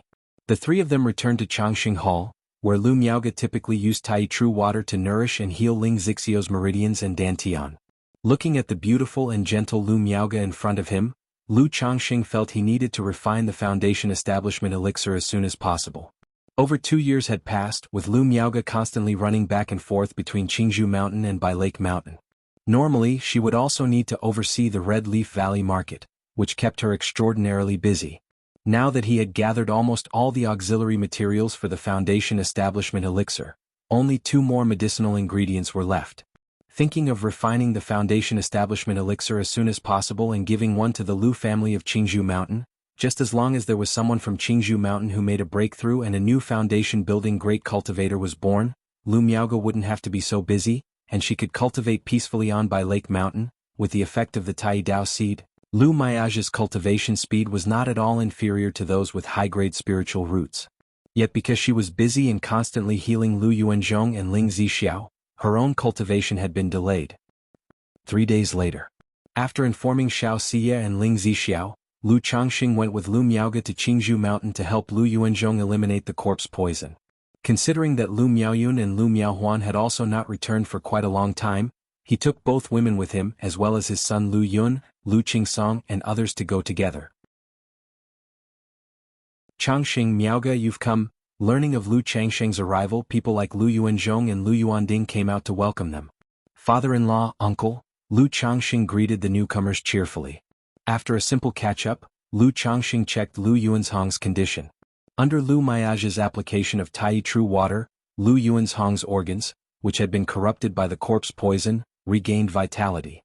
But the issue of the corpse poison in the organs still hadn't been resolved, clinging to the organs like a persistent illness. Ancestor, although I am somewhat confident in driving out the poison, now that the corpse poison has integrated with your organs, it might be hard to completely eradicate it. If the detox goes too deep, it could also harm your organs, Lu Changxing said after pondering for a moment. Changxing, just do as you see fit, Lu Yuanzhong said. With the strength and methods Lu Changxing had shown and the changes in Lu Miaoge, he had utmost faith in Lu Changxing. Continue your journey at my virtual library empire, all right. Lu Changxing nodded, asking Lu Yuanzhong to lie down. He placed his palm on the man's chest and began to drive out the corpse poison with the 7 luminary sword qi. This, such a domineering and fierce sword qi. Lu Yuanzhang's expression shifted slightly, revealing a look of shock in his eyes. Through the 7 luminary sword qi, he instantly felt that Lu Changxing's mana was overwhelmingly powerful and domineering, even more so than Lu Miaoge's mana. He marveled internally at what cultivation technique Lu Changxing practiced to possess such tyrannical mana and sword qi. Had it not been for this treatment, he truly wouldn't have known the extent of Lu Changxing's combat power, thinking that Lu Changxing's true skills lay in talismans. Now, it seemed Lu Changxing hadn't fully wielded his power against the 3 foundation establishment cultivators from the Yu family back then. Sister Miaoge used Tai True Water to protect uncle's meridians. Lu Changxing carefully removed some of the residual corpse poison from Lu Yuanzhang's organs with the 7 luminary sword qi, but the corpse poison had lingered for years like a disease in the bone, quite troublesome to handle. If the sword qi was too fierce, it could easily harm Lu Yuanzhong. Sarch * the Nelfer.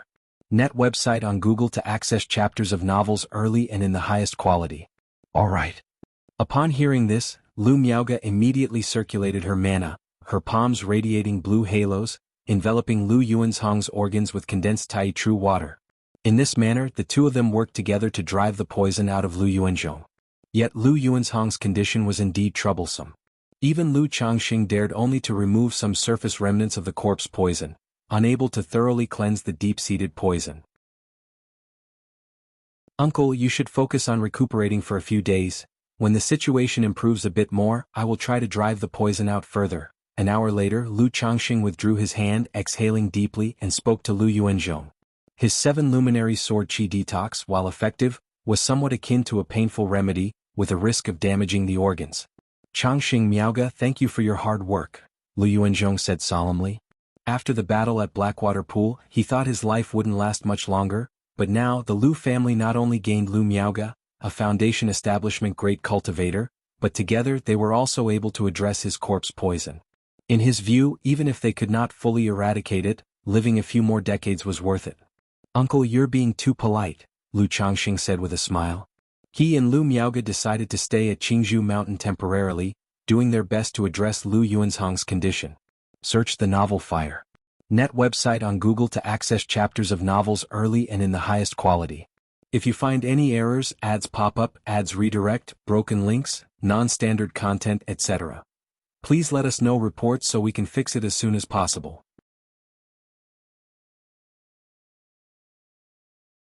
Chapter 260, Giving Birth to a Spiritual Body, Double Lottery Draw. Shiyu, clouds embraced the light of Yuer, casting the shadow of a colorful cloud upon the ground.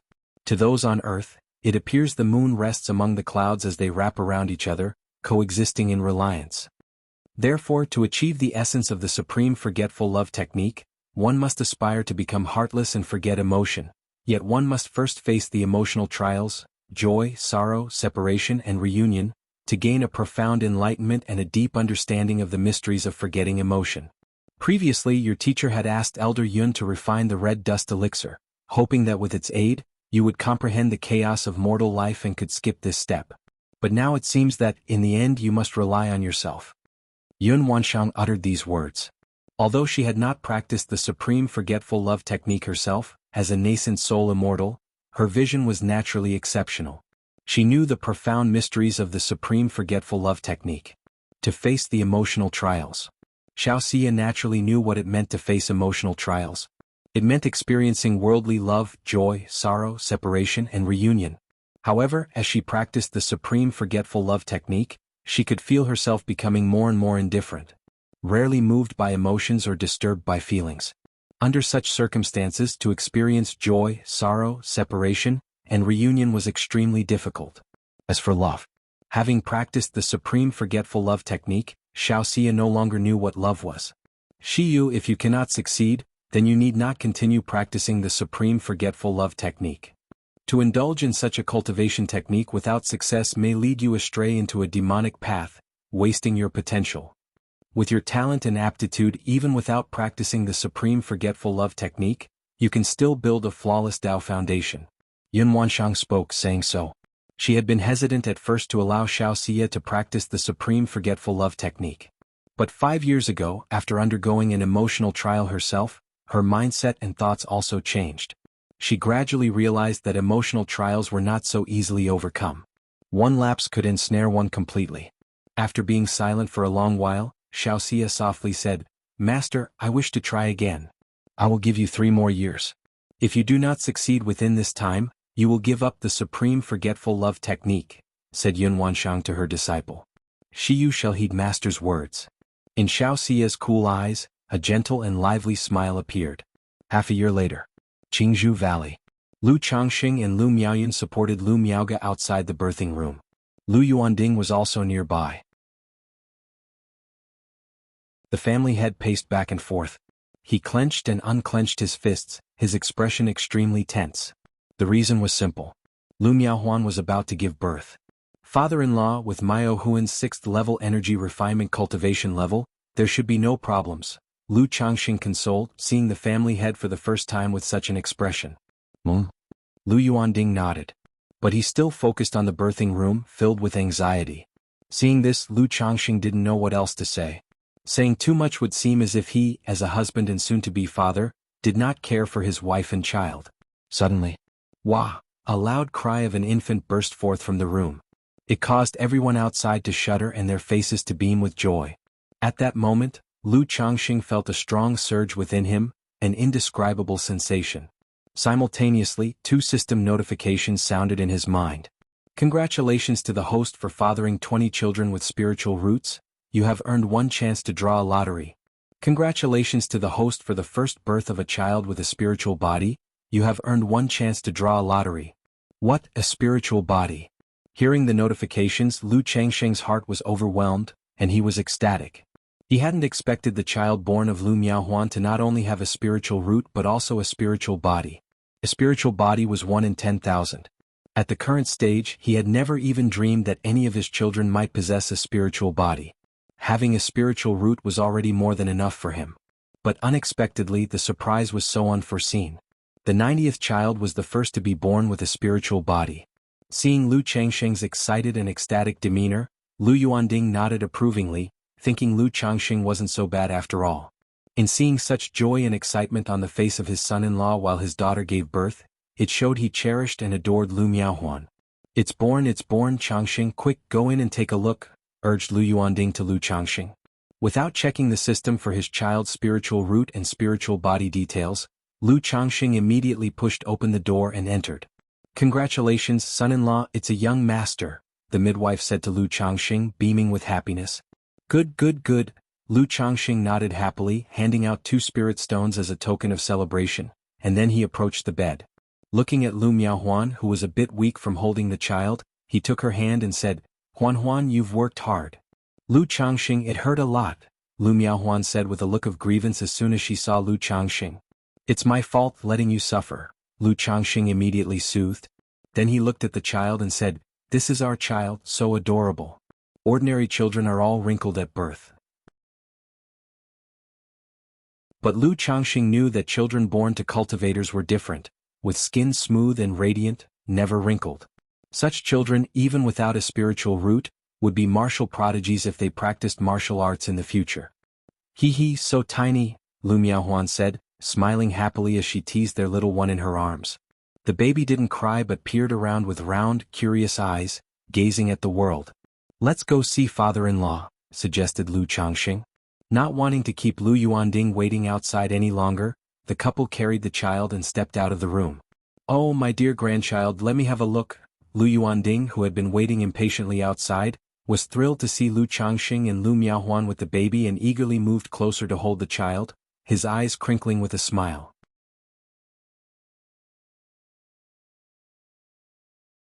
Chapter 261. Giving birth to a spiritual body, double lottery draw? He bore none of the composure that the patriarch of the Lu family usually displayed. He reached out to touch and pinch the baby's small face, causing the infant to cry out with a wah.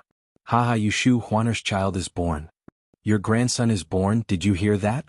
Lu Yuanding, however, started laughing, his eyes moistening as he did. Hearing this, everyone knew that Lu Yuanding was missing his wife, the mother of Lu Miaohuan and Lu Miaoga. Oh, there, don't cry. Lu Yuanding began to soothe the child again. Changsheng, let's name the child Qingshan. Lu Yuanding said aloud.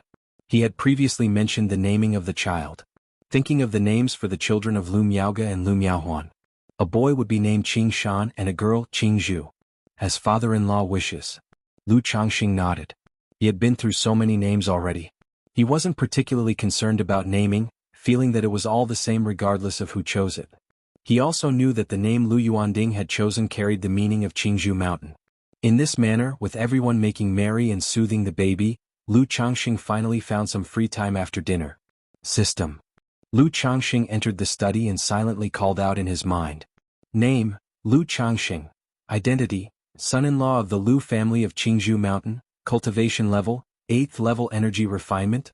Lifespan, 29/155. Talents, 6th grade spiritual root, Gingjin body constitution, medium grade spiritual body. Cultivation techniques, 100 refinements treasure body art, 7 luminaries great freedom sword scripture, yin-yang harmony technique, immortal beauty technique. Spells, 7 luminary sword beam, 7 luminary sword shield, 7 luminary sword flight. Items, golden light brick talisman treasure, black dragon magical bead, book of malevolent curses and fates, life substituting talisman, profound origin bead, 2nd rank puppet. Skills, talisman making, 2nd rank, puppetry, 2nd rank. Spiritual pets, 9 netherhound, peach blossom goo, descendants, 90/97, Gingjin body constitution. Is this my child's spiritual body? Lu Changxing saw that an additional Gingjin body constitution was listed under his own talents. Immediately he knew this was his son, Lu Qingshan's spiritual body. He instantly looked toward the descendants section, his spirit stirring slightly. Name, Lu Qingshan, lifespan, 184th, talents, 6th grade spiritual root, Gingjin body constitution, medium grade spiritual body, cultivation level, none, as expected. Lu Changxing saw the panel for his son and inwardly said as expected. Not only did he possess a 6th grade spiritual root, but also the Gingjin body constitution. The Gingjin body constitution is one of the more common types among the 5-element spiritual body. I wonder which attribute my son's spiritual root leans towards. If the spiritual root also leans toward the metal attribute, even with a 6th grade spiritual root, as long as he cultivates metal attribute cultivation techniques, his cultivation speed will not be any weaker than those with higher grade spiritual roots. Lu Changxing felt a surge of excitement and joy. Out of curiosity about spiritual bodies and because of Xia Zizhi's spiritual body, he had looked through a lot of information about them. He knew some of the more common spiritual bodies. This Gingjin body constitution was one of them. Although it wasn't considered a rare spiritual body, it was still a spiritual body. Knowing that this type of spiritual body, when paired with a spiritual root of the same attribute and cultivating metal attribute cultivation techniques, could match the cultivation speed of a higher grade spiritual root. Moreover, it didn't just enhance the cultivation speed. Cultivating the corresponding attribute techniques, spells, and divine skills would also be more powerful, surpassing those of the same rank. It would be best if it's a metal attribute spiritual root, but it doesn't matter if it's not. Moreover, I have the 7 luminaries' great freedom sword scripture, so there's no need to worry about any attribute of cultivation techniques unless my son has a mutant spiritual root. Lu Changxing exhaled softly. There was now an added anticipation for the future of this child. He was the first prodigy of the Lu family. All the children before had lower grade spiritual roots. This one not only has a middle grade spiritual root, but also possesses a spiritual body. Immediately after, Lu Changxing began his cultivation in a seated position. He personally experienced the effects of this Gingjin body constitution. After a long while. Is it because the child has just been born and the spiritual body is still growing? After briefly cultivating, Lu Changxing could feel his intake and outflow of spiritual energy during qi refinement was smoother with the metal attribute. But the effect was not as astounding or transformative as one might imagine. He guessed in his heart that it was because the child was newly born. Like the spiritual root, this Gingjin body constitution was still growing. It needed to reach a certain age to be fully developed. I cultivate the 7 luminaries' great freedom sword scripture, and this Gingjin body constitution mainly enhances the lethality of my spells somewhat, not contributing much to cultivation itself. The quickness of metal attribute spiritual energy might even affect the balance I maintain while cultivating the other attributes. Unless in the future I have more children, providing me with one of each of the 5 element spiritual body types, Lu Changxing mused to himself. He knew that such a spiritual body is best paired with corresponding attribute cultivation techniques. If one cultivates other attribute techniques, it might even be detrimental. And the 7 luminaries' great freedom sword scripture that he cultivated required maintaining a balance among the 7 attributes of yin, yang, and the 5 elements. Lu Changxing didn't pay too much attention to this. Thinking of the 2 additional draw chances he had, he silently invoked, System Draw. Immediately the system spinning wheel appeared. Start the draw. Seeing the roulette wheel, Lu Changxing didn't overthink it. With a thought, he directly initiated the draw. Suddenly, a beam of golden light swiftly moved around the wheel, eventually settling on elixir medicines. Ding! Congratulations, host, on obtaining a 3rd rank coagulation crystal elixir. Reward has been issued to the system space, available for host to check at any time. An elixir medicine icon emerged from the spinning wheel, accompanied by a system notification. Coagulation crystal elixir? Lu Changxing was surprised to see what he had drawn. He naturally knew what the coagulation crystal elixir was. It was somewhat similar to the foundation establishment elixir. But it was many times more precious than a foundation establishment elixir. An elixir that could help foundation establishment cultivators increase their chances of reaching core formation and enhance the quality of their core. For most cultivators, even a foundation establishment elixir was a luxury hard to come by. And this coagulation crystal elixir that aids in core formation, its preciousness could be imagined. Elixir Medicine, Coagulation Crystal Elixir. Quality, 3rd rank. Description: when a cultivator at the peak of foundation establishment attempts core formation, consuming this can increase the chances of core formation by 30% and also improve the quality of the core formed. Within the system space, information about the coagulation crystal elixir appeared. 30% increase in the chances of forming a core, and it even has some benefits to the core's quality. It seems this coagulation crystal elixir is just like the lifespan extension pill I drew before, belonging to the supreme category, which is why it has such effects, Lu Changxing thought. With this coagulation crystal elixir, I won't have to worry about core formation once I have established my foundation, Lu Changxing said with a joyful expression. He had initially wanted to draw a foundation establishment elixir. Unexpectedly, his draw turned out to be a coagulation crystal elixir, which was of a higher grade and more precious than a foundation establishment elixir. But core formation is still quite far off for me, Lu Changxing sighed lightly, deciding not to dwell further on the coagulation crystal elixir. He planned to just store it in the system space. He would take it out when the time came to use it. Continue with the draw. Lu Changxing looked at the system spinning wheel in front of him and proceeded with the draw. This was his first time doing consecutive draws. Having just drawn a coagulation crystal elixir, his heart was filled with the expectation of drawing something that he could actually use. Even though coagulation crystal elixirs were precious, at his current stage, they were not immediately usable and would just collect dust. As the draw continued, the golden light on the spinning wheel moved, eventually stopping at the pets category.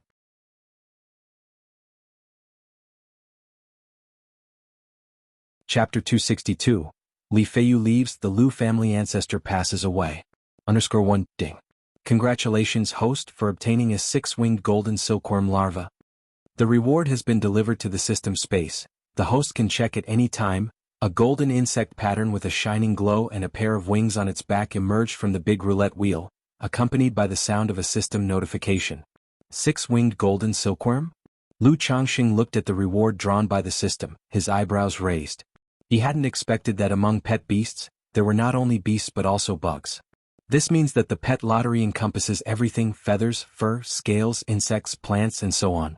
If that's the case, in the future if I draw a plant demon pet, I won't have to worry about the spirit plants for cultivating the heavenly longevity technique. Lu Changxing thought to himself. He had not forgotten the heavenly longevity technique he had acquired from Xia Long. He had always thought that once he had the strength and conditions, he would have his wives and children plant trees for cultivation. Without further thought, Lu Changxing's mental spirit gave a slight stir as he looked towards the 6-winged golden silkworm he had just drawn. Magical bug, 6-winged golden silkworm. Rank, Heaven rank superior. Description: one of the ancient rare insect species, lays eggs once every 100 years, hatches into larvae after another century. Newly hatched larvae have only 1 pair of wings, but mature ones have 3. They are fearless against divine skills and magic, but are ferocious, with low intelligence and difficult to tame. A heaven rank superior magical bug? Even a rank higher than the 9 Netherhounds bloodline. I wonder how long it will take for this 6-winged golden silkworm to mature and develop 6 wings. Lu Changxing considered the information about the 6-winged golden silkworm, thinking to himself. What concerned him most was how long it would take for the 6-winged golden silkworm to grow. After all, at the moment the most challenging part about pet beasts was their cultivation phase. Cultivation times spanning dozens or hundreds of years were truly testing. For example, the 9 Netherhound had been at first-grade primary level for many years. Only about half a year ago, when Lu Changxing finally had some surplus funds, he bought some spiritual beast pills for Lu Pingan to feed it regularly. It's now almost reaching the first-grade middle stage. Regarding the system's description that the 6-winged golden silkworm is ferocious, unintelligent, and hard to tame, Lu Changxing didn't take it to heart at all. What does difficulty in taming have to do with him? Extract. With a flicker of his mental spirit, Lu Changxing took the 6-winged golden silkworm out of the system space. Instantly, a golden silkworm about an inch long, as thick as a little finger, appeared. This silkworm had a pair of thin, cicad-like wings behind it. The wings shimmered with a faint golden light and emanated a violent and murderous aura.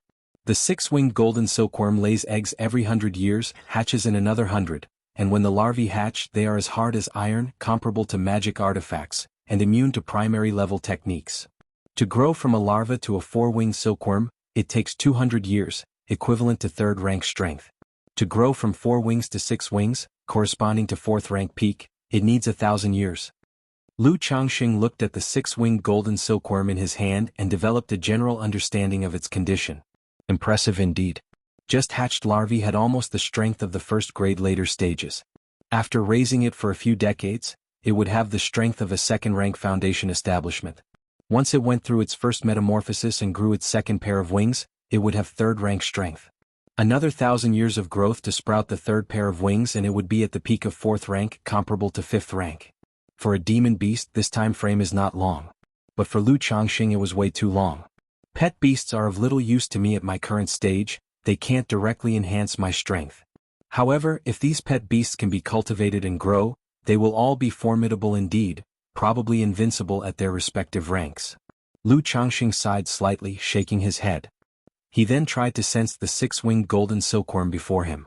Just like with the 9 netherhound and the peach blossom goo, he felt a connection with this 6-winged golden silkworm. But just as the system description said, this 6-winged golden silkworm was ferocious, not intelligent, and it was impossible to communicate properly. He could only transmit some simple commands. For example, to kill. If it weren't for the system having tamed it for me, this 6-winged golden silkworm would probably kill anyone it saw. For now, let's just raise it. If I can find the corresponding methods to control and tame insects, the growth of this 6-winged golden silkworm could be sped up quite a bit.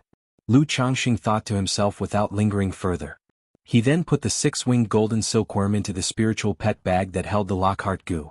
The Lockhart goo, which looked listless and as if it was on its last breath, suddenly became alert as if it was frightened by the 6-winged golden silkworm.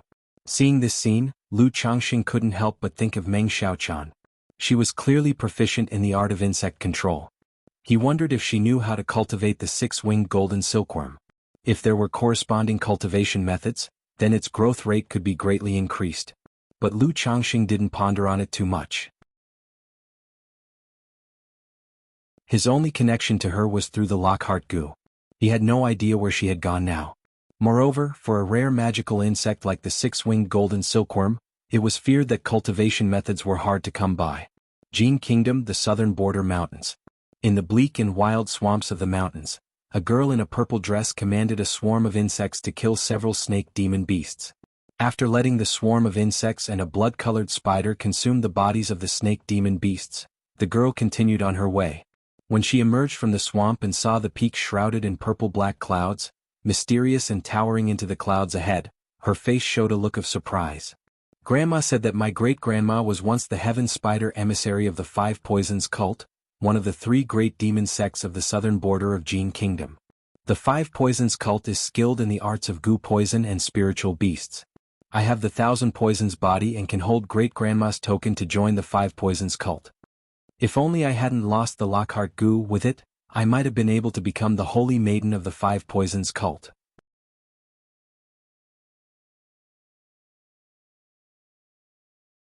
Chapter 263. Li Feiyu departs, the Lu family ancestor enters eternal rest. Meng Xiaochan looked at the spiritual vein mountain in front of her, feeling a sense of regret in her heart. The thought of the Lockhart goo caused a slight throb in her heart. She remembered that handsome young man with the upright figure. It said that the unique phoenix goo of the 5 Poisons cult can cultivate the phoenix nirvana technique, which allows one to undergo a nirvana of fire, to be born and extinguished in the blink of an eye, washing away all the worldly impurities. I wonder if it could remove the effects of the Lockhart goo. This thought suddenly occurred to Meng Xiaochan. But as soon as the idea surfaced, her heart fluttered uneasily. She shook her head gently, dispersing the thought. Who goes there? In front of the towering mountain gate, 2 disciples in black stood watch. Seeing Meng Xiaochan, they stepped forward to inquire. The 5 Poisons God Mountain was the domain of the 5 Poisons sect. Naturally, not just anyone could approach freely. My name is Meng Xiaochan, a descendant of the heavenly spider envoy of the 5 Poisons sect. Meng Xiaochan produced a token from her sleeve and handed it to one of the disciples. A descendant of the heavenly spider envoy? The 2 disciples examined the token, exchanging glances. One of them promptly said, "Fellow Taoist, please wait here, I shall go and report this." About the time it takes an incense stick to burn. A purple escape light shot down from the 5 Poisons mountain, appearing before Meng Xiaochan in the blink of an eye. Disciple pays respect to the heavenly spider emissary. The remaining purple-clothed disciple rushed to bow and pay respects upon seeing the newcomer. So you are the descendant of my master. The newcomer was a 28 or 29-year-old woman in purple. Her face was stunningly beautiful and seductive, her skin as fair as snow. A pair of long, shapely legs, full and symmetrical. 2 crystal-clear feet, white throughout without a single flaw, like jade carvings, they seemed like pieces of art that one couldn't help but want to hold and carefully admire. Hers was a figure that seemed frail and slender in her sumptuous purple gauze, curvaceous in all the right spots yet appearing as if she couldn't withstand a strong wind, endlessly alluring. Her narrow, phoenix-like eyes were deep and dark, emanating a bizarre charm as she surveyed Meng Xiaochan before her. Beneath the corners of her phoenix eyes, a single tear mole added a pity-invoking allure to her already enchanting appearance. Junior greets senior. Meng Xiaochan respectfully nodded. She took some insect eggs from her storage bag, then released a blood-colored spider. Blood jade spider, it looks like you are indeed the master's descendant. The woman in purple slightly nodded, her expression turned much softer as she said, "You've come to Five Poisons Mountain. Are you looking to join our Five Poisons sect?" "Yes, senior, I wish to join Five Poisons Mountain," Meng Xiaochan said respectfully. "Since you are the master's descendant, would you be willing to be my disciple?" The woman in purple looked at Meng Xiaochan, saying with a smile, "Xiaochan is willing." Meng Xiaochan responded immediately upon hearing this. "Good, from today on, you are now a disciple of Nangong Meili," Nangong Meili said with a light laugh. Afterward, Nangong Meili swept her sleeves and brought Meng Xiaochan into the Five Poisons Mountain. 10 days after Lu Miaohuan gave birth. The child in Lu Miao's belly was also born. Was a girl. This child also had a spiritual root. But it was only a 7th grade spiritual root. Since Lu Miaohuan's child had come first, it had raised Lu Changsheng's expectations. Seeing that the child only had a 7th grade spiritual root, there was a slight sense of disappointment in his heart. However, he immediately adjusted his mindset. After all, having a spiritual root was already quite impressive. How could everyone be exceptionally talented? This must be the result of good breeding, Lu Changxing thought to himself. The fact that both Lu Miaoge and Lu Miaohuan had given birth to children, although luck played a part, also showed that the higher the cultivation level of the parents, the higher the quality of the spiritual root, and thus the higher the probability of their children possessing spiritual roots. The quality of the spiritual root was also likely to be better. After Lu Miaoge gave birth, Lu Changxing stayed in Qingzhou Mountain for 3 days before returning to Nine Dragons Market. Since both women had given birth, he had been on leave for a while, so it was not good to delay any further. Back in Nine Dragons Market, Lu Changxing searched for some books about insects. He also purchased various spiritual materials to try and nourish the 6-winged golden silkworm, and pondered what to feed it. Blood. The 6-winged golden silkworm could consume blood, whether it was meat or vegetables. This made Lu Changxing think to himself that the 6-winged golden silkworm was truly of a brutal nature. 2 months later, Lu Changxing returned to the mundane world, to visit his wives and children. That day, Li Feiyu also came to bid farewell to Lu Changxing. He indicated that he was ready to leave Rui County City and wanted to make a name for himself in the cultivation world. "Feiyu, where do you plan to go for your cultivation journey?" Upon hearing this, Lu Changxing asked. He had previously mentioned Red Leaf Valley Market and said it would be built and open in about half a year. But seeing Li Feiyu's demeanor, he clearly was not planning to go to Red Leaf Valley Market. Lu Changxing had a rough understanding of his friend's thoughts. He knew Li Feiyu had his own pride and stubbornness. He did not want to rely on others for an easy life. Knowing that going to Red Leaf Valley Market, there would be little chance for encounters or achievements. "I haven't decided yet, but am planning to check out Azure Phoenix Immortal City," Li Feiyu said with a carefree and casual look. Azure Phoenix Immortal City. Lu Changxing paused for a moment when he heard this. He certainly knew of Azure Phoenix Immortal City. Jiang Country had 3 great immortal cities. Jiuxiao Immortal City in the central part, the #1 immortal city in Jiang Country, with incredibly prosperous cultivator marketplaces. Great Dream Immortal City located at the northern border, backed by the Great Dream Marsh. This marsh was boundless, shrouded in mist all year round, blocking the divine sense of cultivators. It was said that even nascent soul immortals who entered would never come back. Therefore, no one knew what lay beyond the Great Dream Marsh. Some rumors said it was a forbidden land of absolute death. Others claimed it was an even vaster and more affluent cultivation world.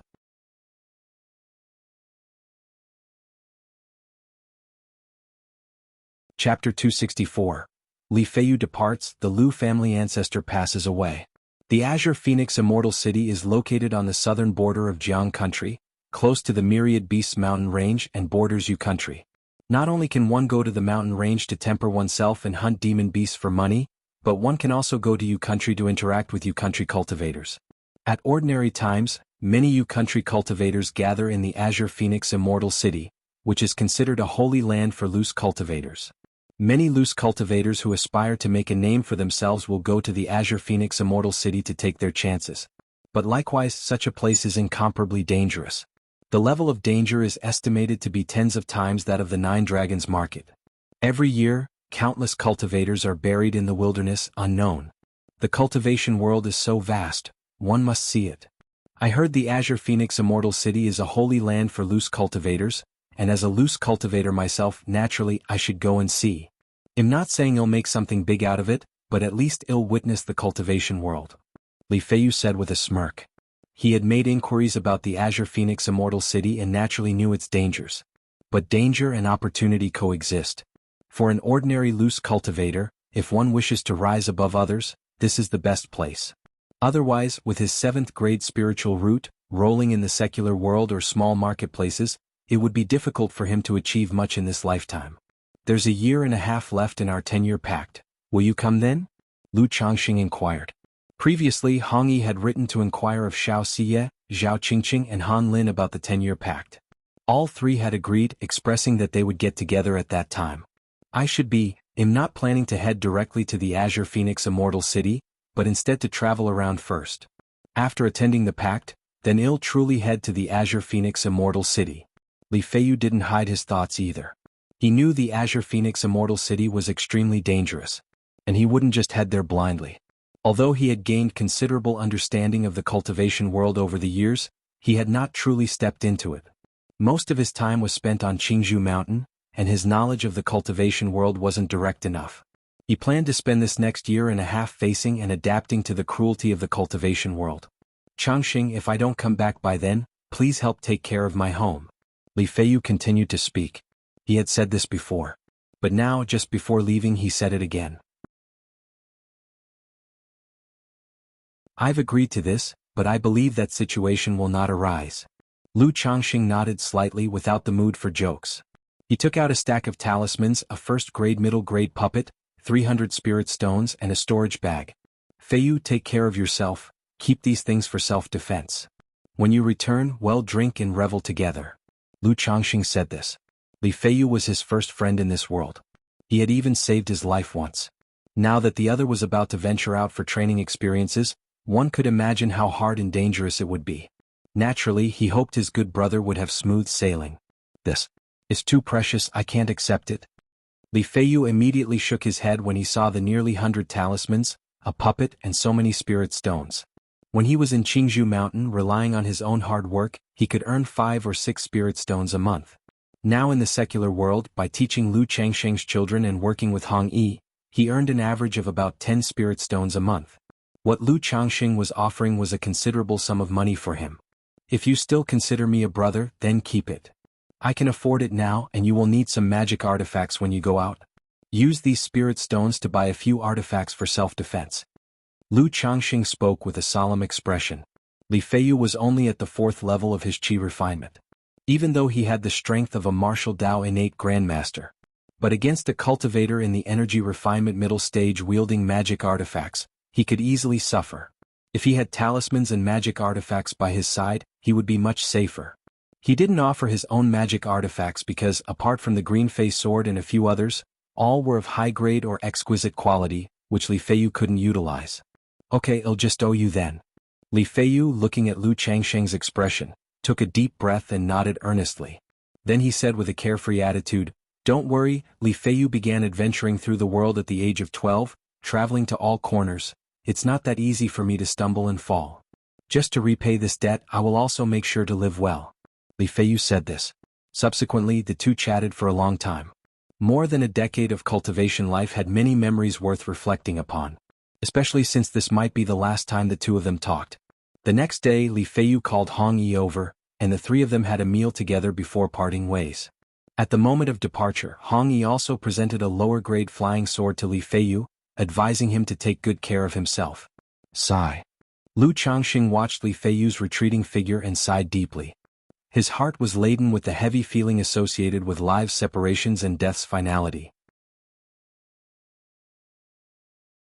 With the talisman and puppet by his side, and relying on Feiyu's own strength and means, he should be able to fight against cultivators at the energy refinement late stage, or at least escape. Moreover, in the cultivation world, anything can happen. From cliff diving to find treasures to accidentally entering the secret realm of an ancient cultivator's cave, who knows, Feiyu might just stumble upon an opportunity. Lu Changxing consoled himself in his heart. He didn't indulge too much in sorrow or sentimentality. He discussed with Hong Yi about the Red Leaf Valley market. It would be almost half a year before it would be completed and open. He had already alerted the Lu family about the matter of the market's entry spots. However, as for the shops, only ordinary ones with mediocre locations were available to them. The desirable shop locations had been mostly retained by the four major families or allocated to other powers. Lu Changxing learned that to establish the Red Leaf Valley market, the Lu, Bai Yu and Zheng families had all invested a great deal of thought and energy. Not only had they made expenditures to appease Qingyun's sect, but they had also semi-gifted some shops and cave dwellings to certain powers. To this Hong Yi minded not the slightest. Because for the better shops, the Rui Marquis mansion lacked enough spirit stones and simply couldn't afford them. If it weren't for the light cast by Lu Changxing, they might not have even secured such an ordinary shop. In the blink of an eye, another 2 months had passed. On this day the second elder sought out Lu Changxing and informed him that he must immediately return to the family. The Lu family ancestor had passed away. The ancestor has passed away. In the past, Lu Changxing had seen hints of the deathly aura upon the Lu family ancestor and knew his end was near. But he hadn't expected it to come so swiftly, so suddenly. Recalling how just a year ago this elder had presided over his wedding, he couldn't help but feel emotional. The ancestor had always hoped to see the Red Leaf Valley market completed, to take a good look at it, but sadly he didn't make it to that day. The second elder said with a sad expression. Those high within the Lu family ranks understood the Lu family ancestor's health more acutely than Lu Changxing. After the great battle at Red Leaf Valley, the Lu family ancestor knew his days were numbered and had started making arrangements for after his demise. His only lingering regret was his wish to see the Red Leaf Valley market. Yet in the end the Lu family ancestor did not live to see that day. Soon after, Lu Changxing followed the second elder and several Lu family disciples back to Qingzhou Mountain. The Lu family disciples gradually returned to Qingzhou Mountain. All over the mountain, everyone's mood was somber with sorrow. Cultivation families are maintained through the bonds of blood and kinship. All of the family disciples, from a young age nurtured by the family, practicing cultivation, marrying, bearing children, spreading branches and leaves, all on this land. And the Lu family ancestor was the sky within the hearts of all Lu family disciples. Now with the ancestor's passing, it was natural for all to be engulfed in profound grief. Several days later, in the Lu family ancestral hall, alas, the ancestor lived a life of diligence dedicated to our family. Now that his soul has returned to the heavens and earth, we the younger generations of the Lu family are filled with inconsolable sorrow. Lu Yuanding mourned with a face full of grief. He spoke of the Lu family ancestors' contributions and merits to the family. After the eulogy was delivered, Lu Yuanzhong stepped forward. He escorted the Lu family ancestor's spirit tablet into the ancestral hall, then lit 3 sticks of incense and bowed solemnly. He announced loudly, Lu Yuanzhong of the Lu family bids farewell to the ancestor as his soul returns to the heavens and earth. The Lu family disciples bid farewell to the ancestor as his soul returns to the heavens and earth. The Lu family disciples bid farewell to the ancestor as his soul returns to the heavens and earth. The Lu family disciples bid farewell to the ancestor as his soul returns to the heavens and earth. At this moment, all the Lu family disciples together echoed the call, bowing in salute. This must be the transmission of the family bloodline, right? Compared to the loose cultivators who are like duckweed in the wind, the Lu family ancestor was able to pass away at home and be buried in the family spirit land, his spirit tablet placed in the ancestral hall with his life's achievements recorded in the family records. His life can be considered fulfilled. After all, not all cultivators can live long and prosperous lives. It is through this manner that one's bloodline, one's spirit, continues to be passed down and endure. Lu Changxing also bowed and chanted along, his emotions stirred. He began to understand why family ties in this world were so deep. On one hand, it's maintained by the bonds of blood and kinship. On the other, it's about how one is irrevocably bound to the family from the moment of birth, bound for life. Within the entire family, everyone is striving for a shared goal, a common belief.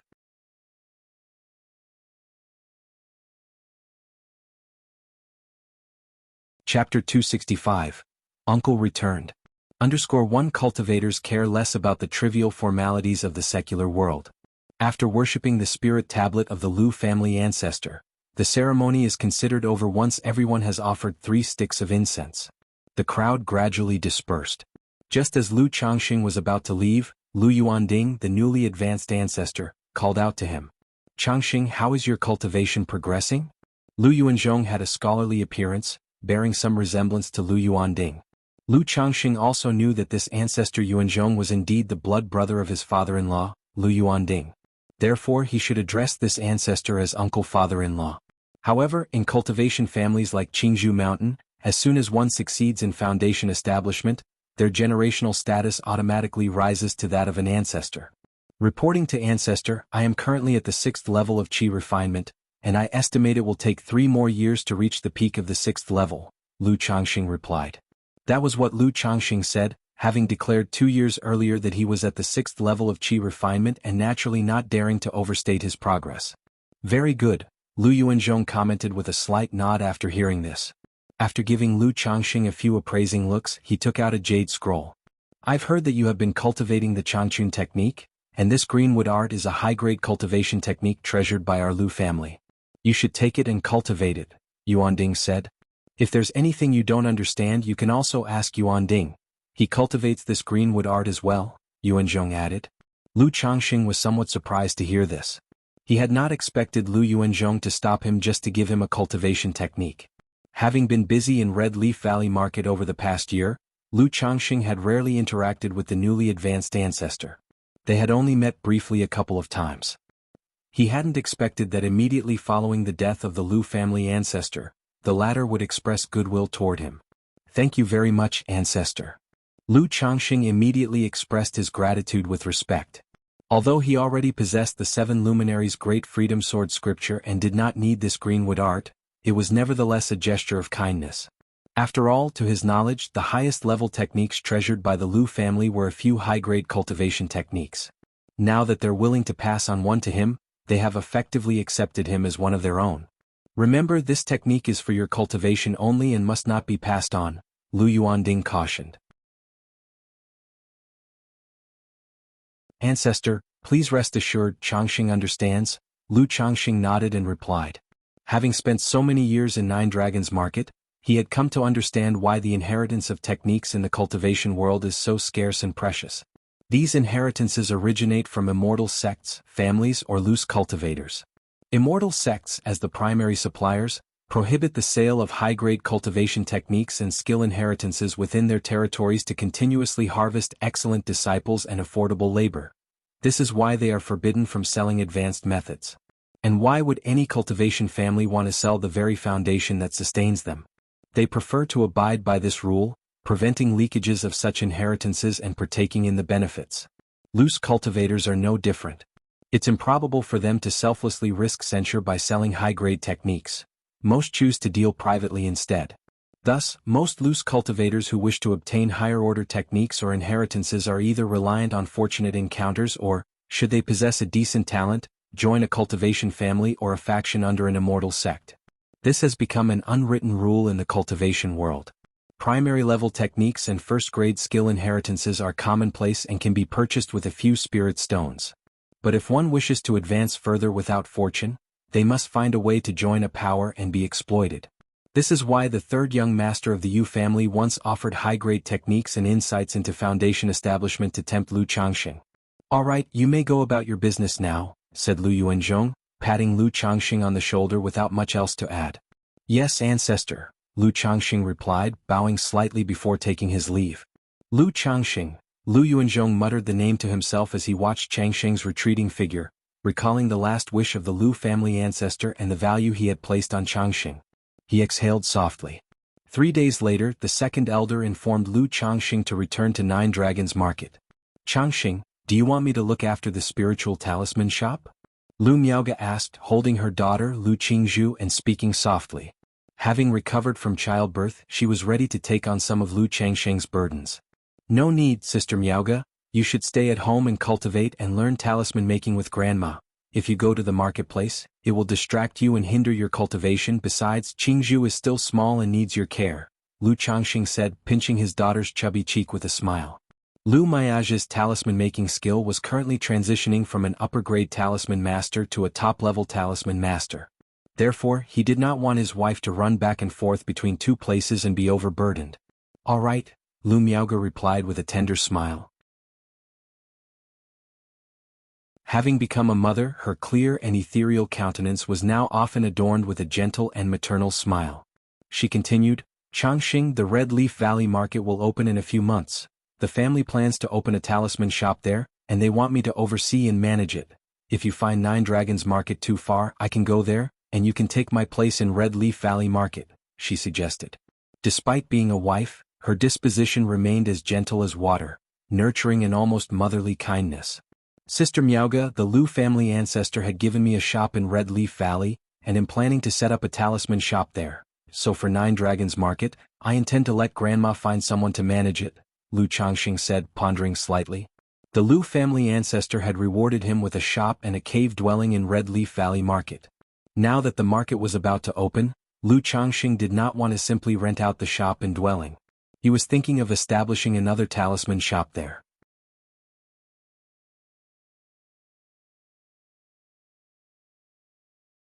Chapter 266. Uncle returned. After all, Red Leaf Valley Market just opened, and it's a great time to seize market share. Now that the kids are getting older, in a few years they will start cultivation one after another. And then the expenses will increase significantly. If we have a talisman shop, that would mean another stable source of income.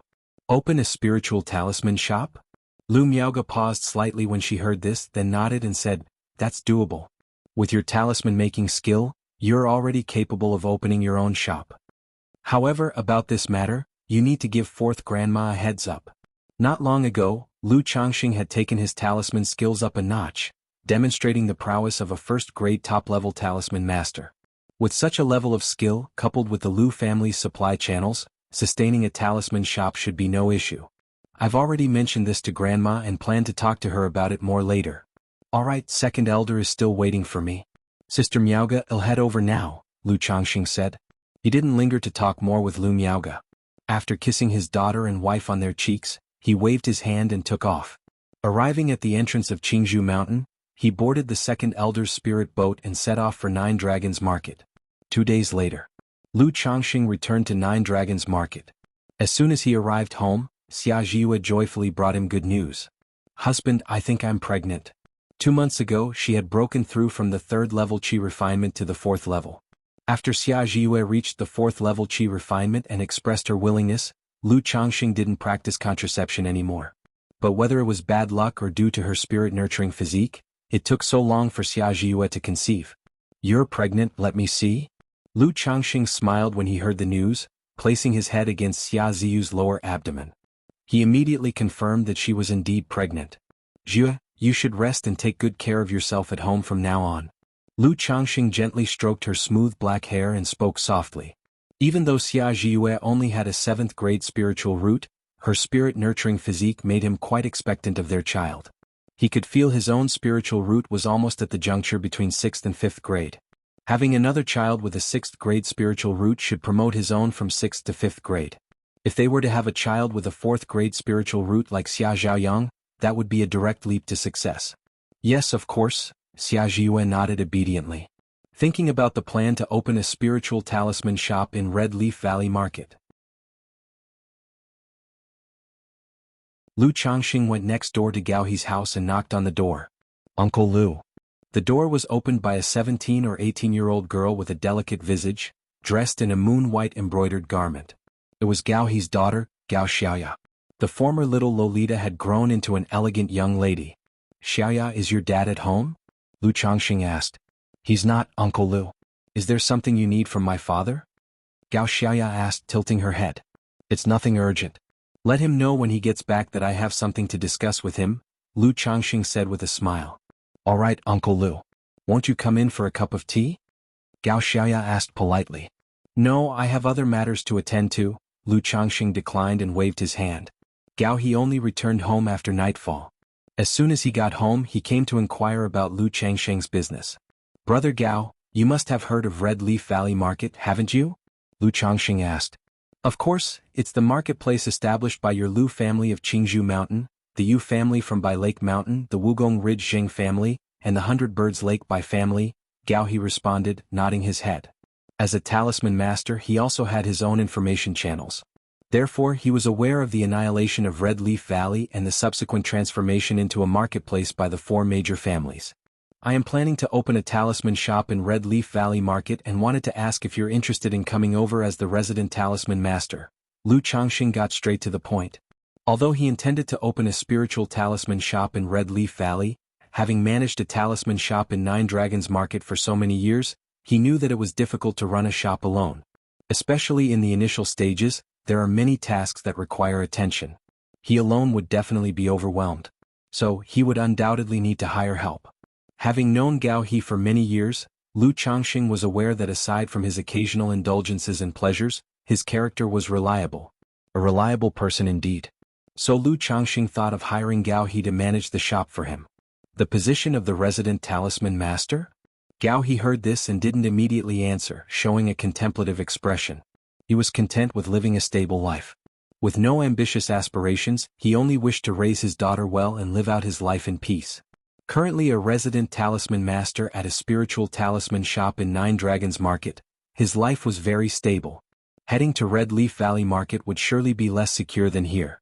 If you are willing, Brother Gao, you only need to manage the shop, create some talismans and occasionally mentor apprentices. I will mostly stay out of the shop's affairs. In terms of salary, it will be increased by 50% based on your current rate, and additionally in Red Leaf Valley Market, I have a second-order cave mansion with a spirit vein, which I can rent to you at a base price. This will also greatly improve your and Xiaoya's cultivation, Lu Changxing continued. Since he was looking to recruit someone, he had to offer a price that was enticing enough. Otherwise, why would someone agree to work for him? With you putting it this way, Brother Lu, I don't have any reason to refuse, Gao He said with a beaming smile that made his face even more prosperous. Just the 50% increase in salary was tempting to him. Adding on the second-order cave mansion, he had no reason to refuse at all. 4 ordinary loose cultivators, aside from joining a force, they generally had no means of securing a second-order mansion.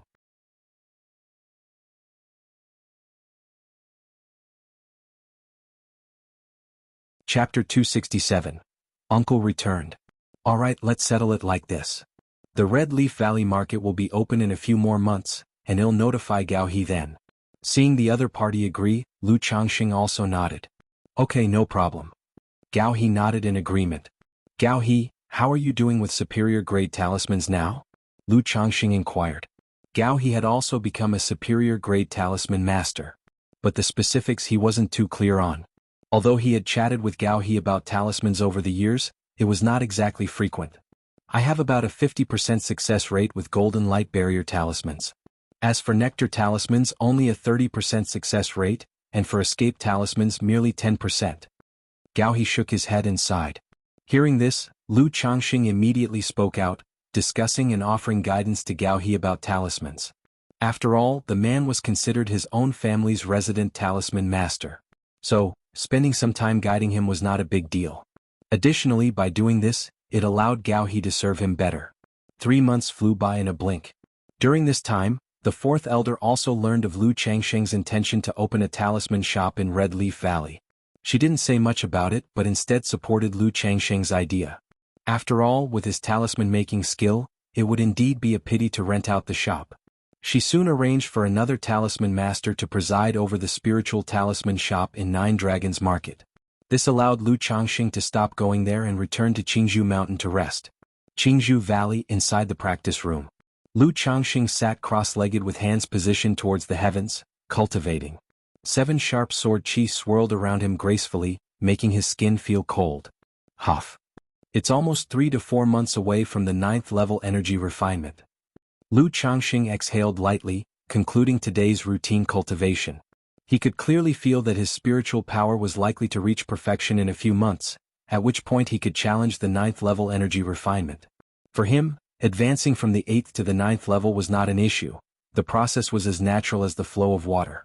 Leaving the practice room, Lu Changxing went to his study to draw talismans as usual. After creating 1 supreme talisman and 2 superior grade talismans, Lu Changxing went to the courtyard to spend time with his wives and children. Lu Qingshan and Lu Qingzhu could now walk.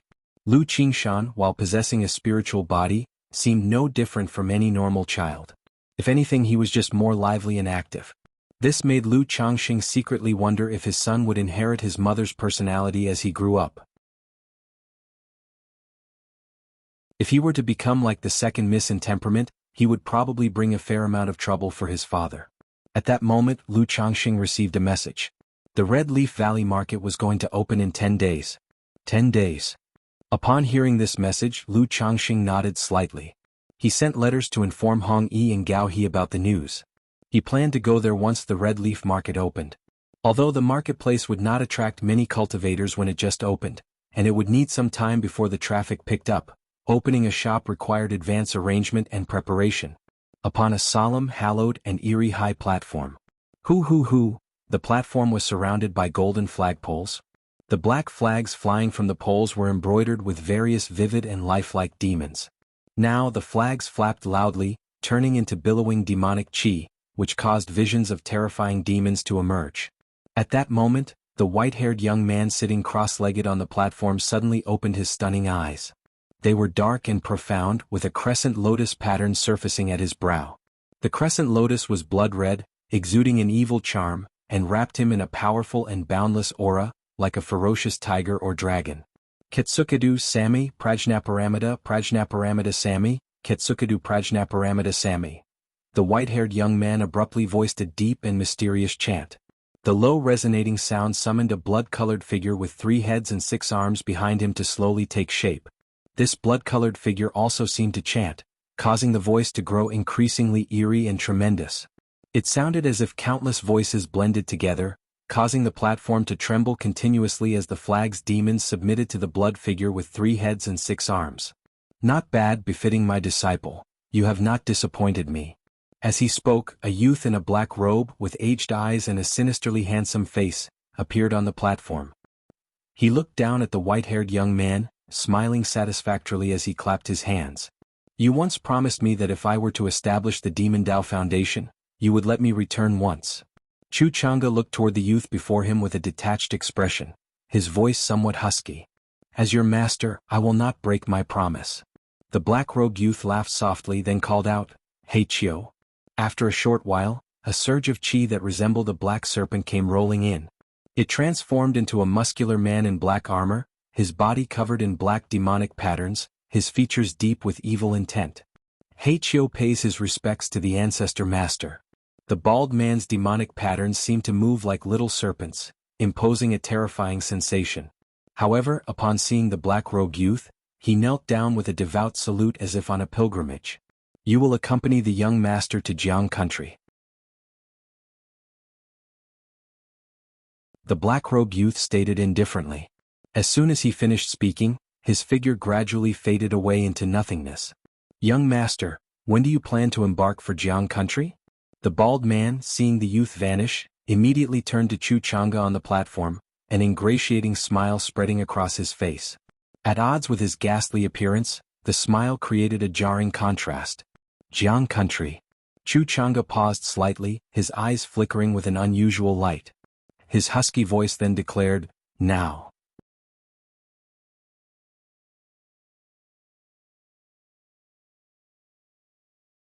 Chapter 268. Advanced Draw Heavenly Spiritual Treasure. _ 10 days later. Red Leaf Valley Market. After its reconstruction into a marketplace, Red Leaf Valley still cultivated its mountains of red leaves and spiritual fields. Because the market had just opened, it was quite desolate. There were only people from the 4 major families and a few other forces. Lu Changxing and Lu Miaoge strolled through the market, familiarizing themselves with the situation. Although the mountains were still covered with red leaves, the interior layout had been reorganized, completely different from its original appearance. The planned layout bore some resemblance to the Nine Dragons market. It was divided into 4 areas: east, west, south, and north, designated for residential and commercial use respectively. Shops used by the major families were basically located in the best spots within the commercial area. The location of Lu Changxing's shop wasn't great, but it wasn't bad either. On the commercial street. When purchasing the shop from Hong Yi, Lu Changxing had also become aware of its price. It was worth roughly 3,000 spirit stones. In a few years, maybe even a few decades, once the market's foot traffic increased, its value could potentially rise substantially. As for Hong Yi's shop, its location was quite ordinary. It was situated on a rather secluded street. One reason was that only shops at this level were still available for external sale. Another was that the Rui Marquis mansion had limited financial resources. They could at most bring out 1,800 spirit stones. While wandering with Lu Miaoge, Lu Changxing received a transmission from Gao He. "Sister Miaoge, I have something to take care of, I need to go over there," Lu Changxing said to Lu Miaoge. Go ahead." Lu Miaoge replied, her white dress and gentle demeanor giving her an air of serenity. Suddenly, Lu Changxing went to meet Gao He at the market entrance and brought him to his own shop. This shop wasn't big, barely 200 square meters in size with a 3-story structure.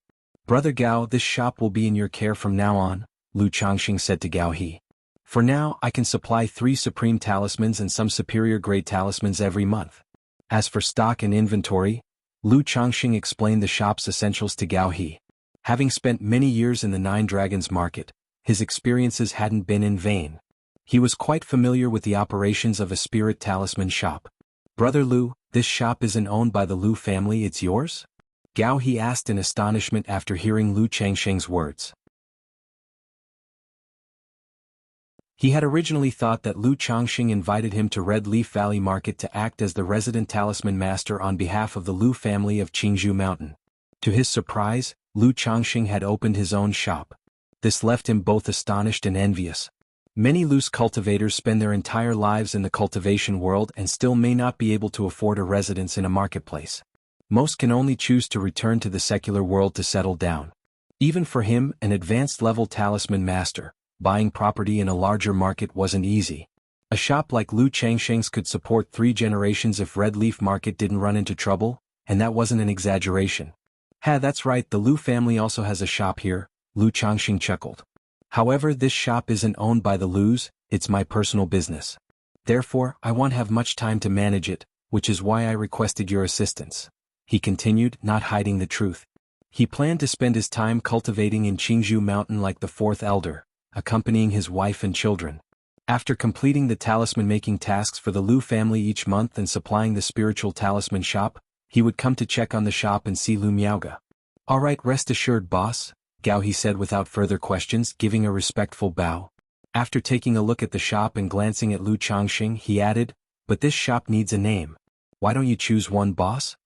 Since it sells talismans, let's just call it Peace Talisman Hall," Lu Changxing suggested after some thought, coming up with a rather uninspired name. Gao He's mouth twitched slightly. Such shop names were basically cliché. But that's how it was for most shops except for some major families and powers.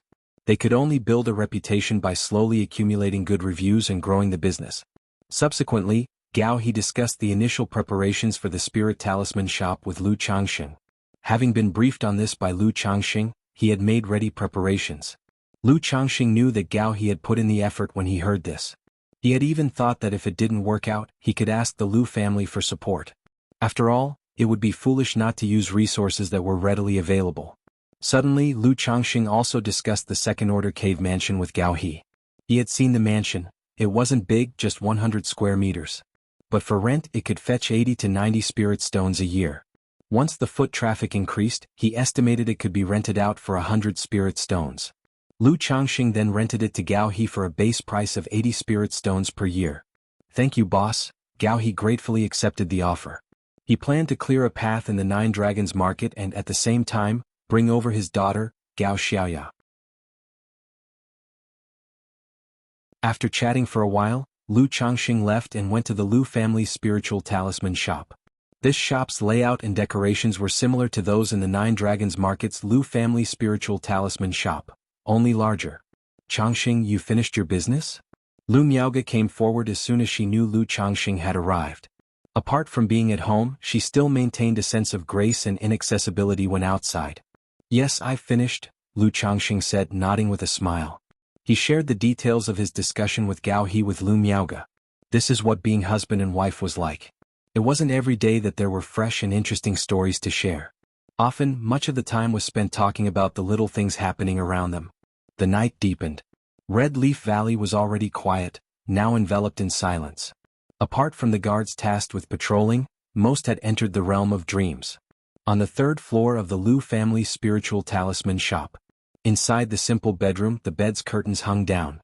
The candlelight flickered gently, as if a full moon had sunk into the water, waves gently lapping. After the deed. Sister Miaoge, how long do you need to break through to the 9th level of energy refinement?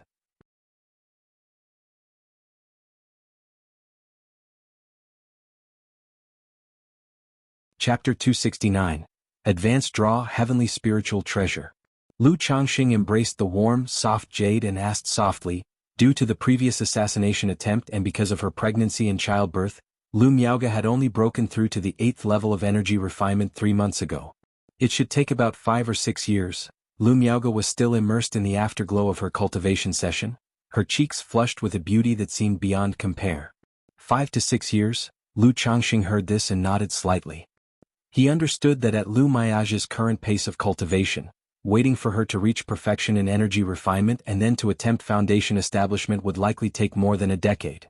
In more than 10 years by then maybe I could get a genuine foundation establishment elixir. Moreover, after I reach foundation establishment I can consider passing on the split sword technique, Lu Changxing thought to himself.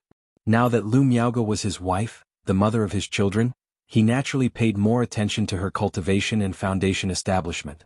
It's nothing, I was just asking. I want to help you with your cultivation to reach foundation establishment sooner, Lu Changxing whispered to the beauty before him. Then, capturing her tender lips, they continued their cultivation. Among all his wives and concubines, only Lu Miaoge, who was also at the 8th level of energy refinement, produced the best results when dual cultivating with him. A single session of dual cultivation was almost equivalent to half a month of solitary cultivation. Lu Miaoge's cheeks were flushed, her brows gently curved, her eyes gleaming like water, her teeth biting down on her cherry lips. After spending half a month with Lu Miaoge in Red Leaf Valley Market, Lu Changxing returned to Qingzhou Mountain.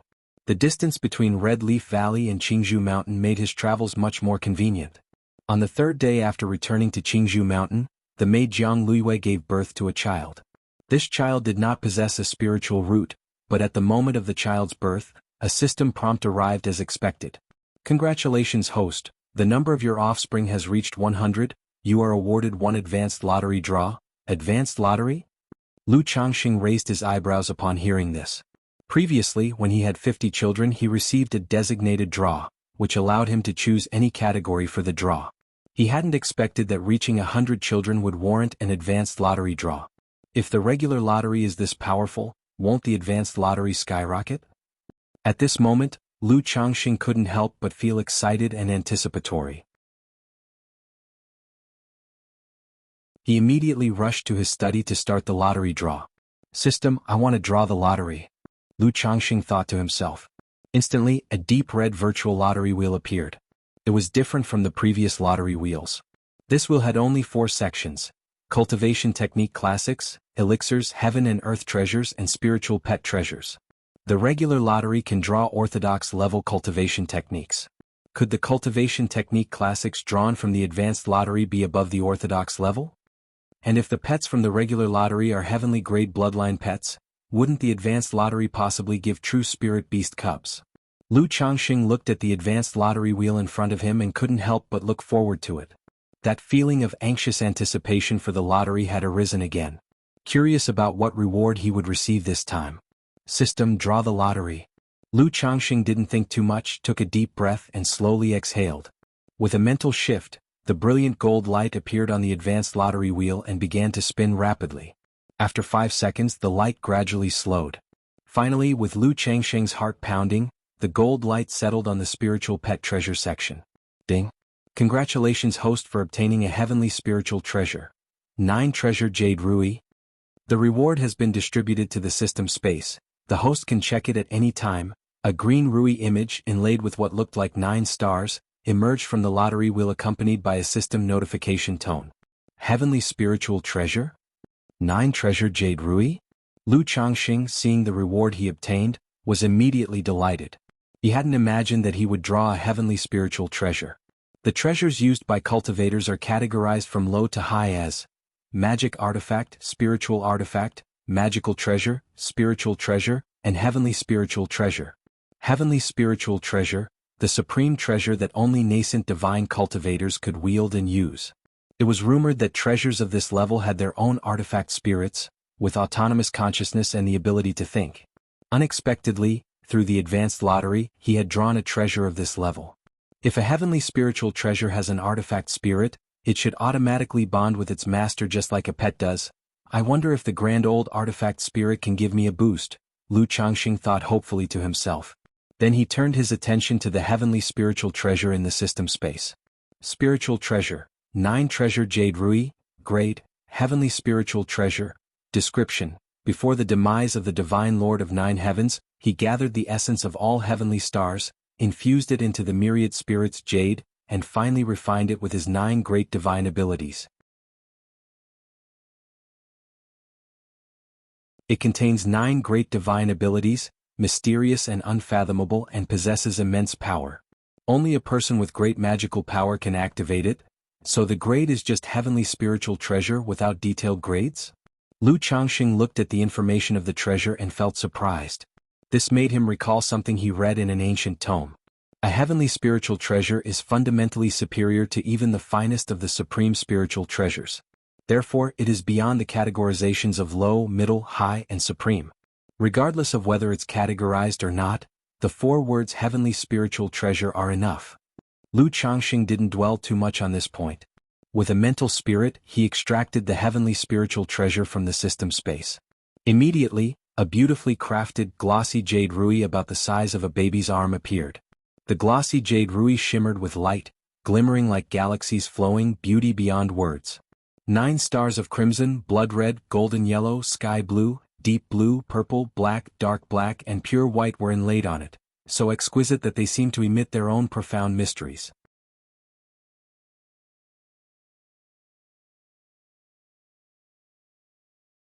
Chapter 268, Advanced Draw Heavenly Spiritual Treasure.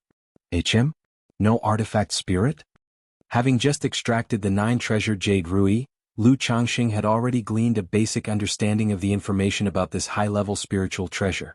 This high-level spiritual treasure was indeed formidable. The 9 treasure jade rui contained 9 great divine abilities, known as the 9 treasures. The first treasure enhanced one's physical strength. The second treasure amplified mana and divine skills. The third treasure boosted the soul and divine sense. The fourth treasure increased speed, enabling one to ride the wind with incredible swiftness. The fifth treasure held healing divine light, repairing the physical body and treating the primordial spirit. The sixth treasure was protective divine light, shielding one from all methods of attack with its divine light. The seventh treasure was sealing divine light, capable of sealing another's mana or one's own aura. The eighth treasure was unsealing divine light, able to break through all sorts of formations and restrictions with a sweep of its light. The ninth treasure was 9-colored disaster light, capable of obliterating everything on its path. As for the first 4 enhancements like vigor, mana, soul, and speed, they could be amplified up to 10 times. While the fifth treasure's healing power could not bring the dead back to life, as long as there was a breath of life, it could generally save and prolong one's life.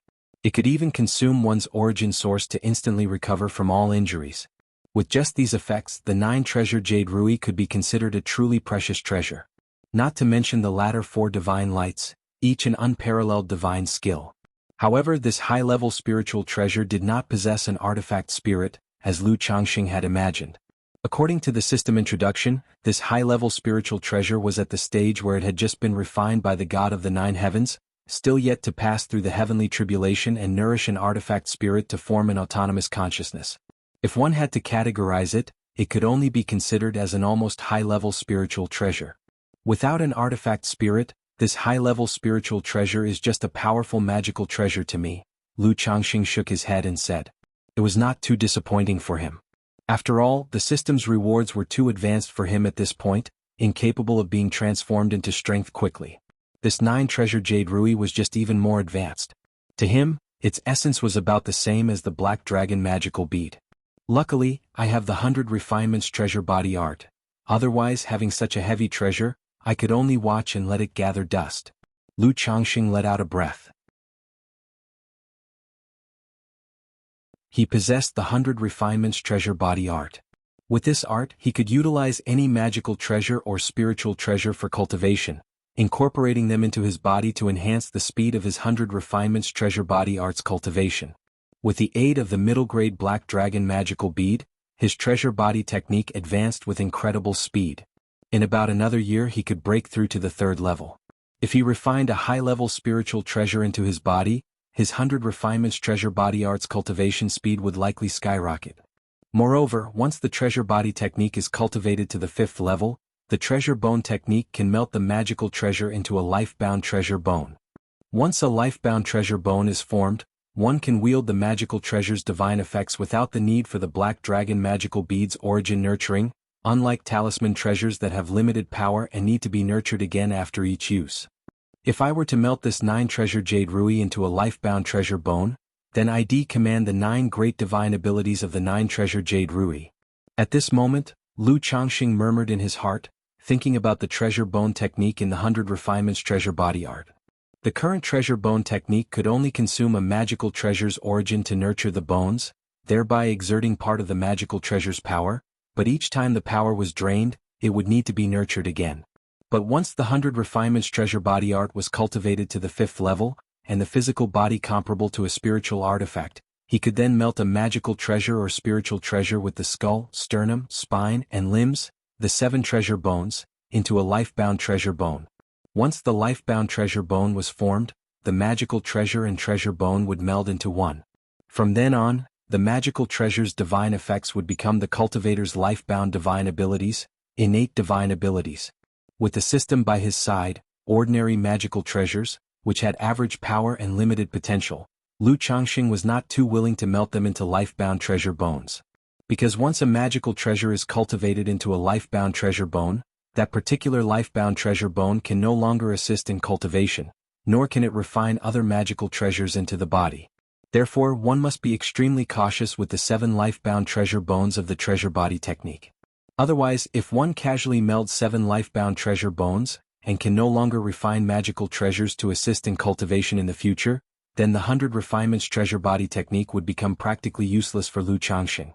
But this 9-treasure jade rui was different. Its grade was that of a high-level spiritual treasure, with an extremely high potential, and contained 9 great divine abilities. Once he mastered these 9 divine abilities, his strength would receive a comprehensive boost. It's absolutely worth melting it into a life-bound treasure bone. However, my 100 refinements treasure body art is only at the 2nd level. Even with the help of magical treasures for cultivation, it will take a long time to break through to the 5th level. Lu Changxing shook his head and exhaled a long breath, not thinking about such long-term matters. Soon after, he sat cross-legged, wanting to see how long it would take for the 100 refinements treasure body art to refine this high-level spiritual treasure. Even the creators of this cultivation technique from 100 Creation Mountain had never tried to use the Qi refinement realm to refine a high-level spiritual treasure. Having magical treasures refined into the body at the Qi refinement realm, which could then be used to assist in cultivation, was already remarkable. How could a high-level spiritual treasure possibly be used for such refinement? In Zhoushan Mansion City, Chu Chang'e walked through the city. He was dressed in a black wide-sleeved robe. His normally white hair had been dyed black and was held up with a hairpin. With a stern face that, besides seeming quiet and reticent, didn't appear much different from an ordinary person. But he was followed by a tall and muscular bald man in black attire. The bald man radiated a compelling majesty, inspiring fear and trembling in those who looked upon him, deterring anyone from getting too close. Chu Chang'e stopped walking, staring at the dazzling facade of the Chu residence in front of him, taken aback and showing a look of astonishment.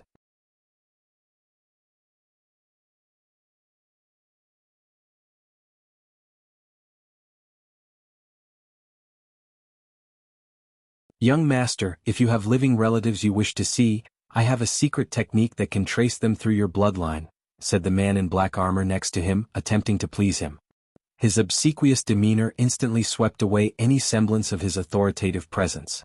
Forget it, given my current situation, it's better not to disturb her life, Chu Chang'e said, gently shaking his head. He was acutely aware that he had embarked on a perilous path, one far different from that of ordinary people.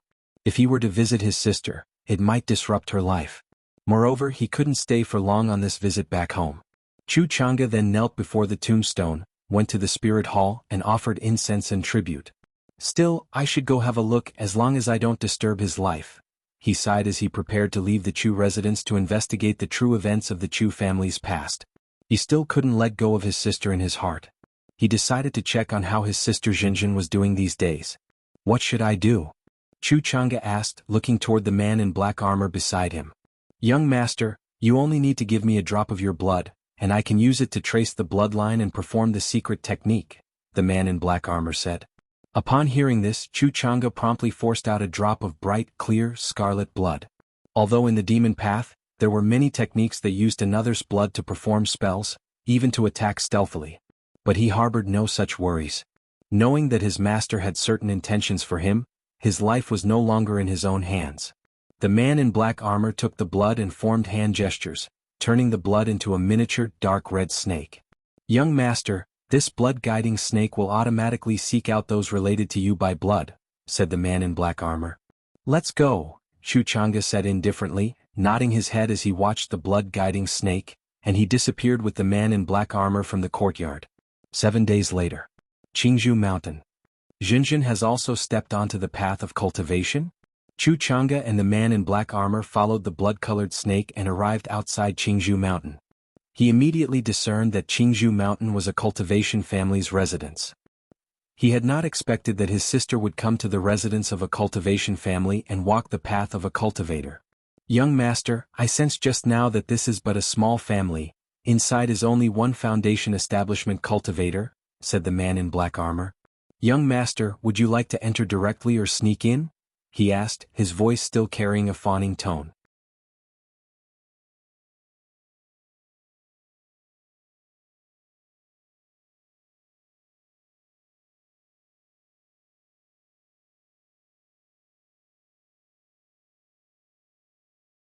Lu Changxing was unaware of Chu Chang's visit.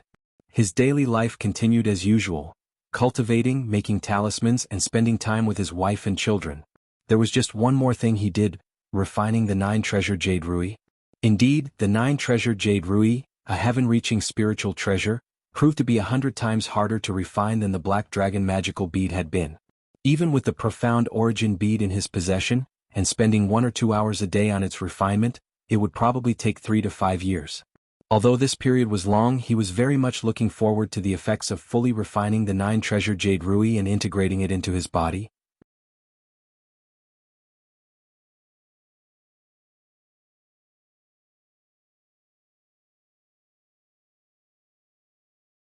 Due to its location and the franchise brand, their situation was slightly better than his.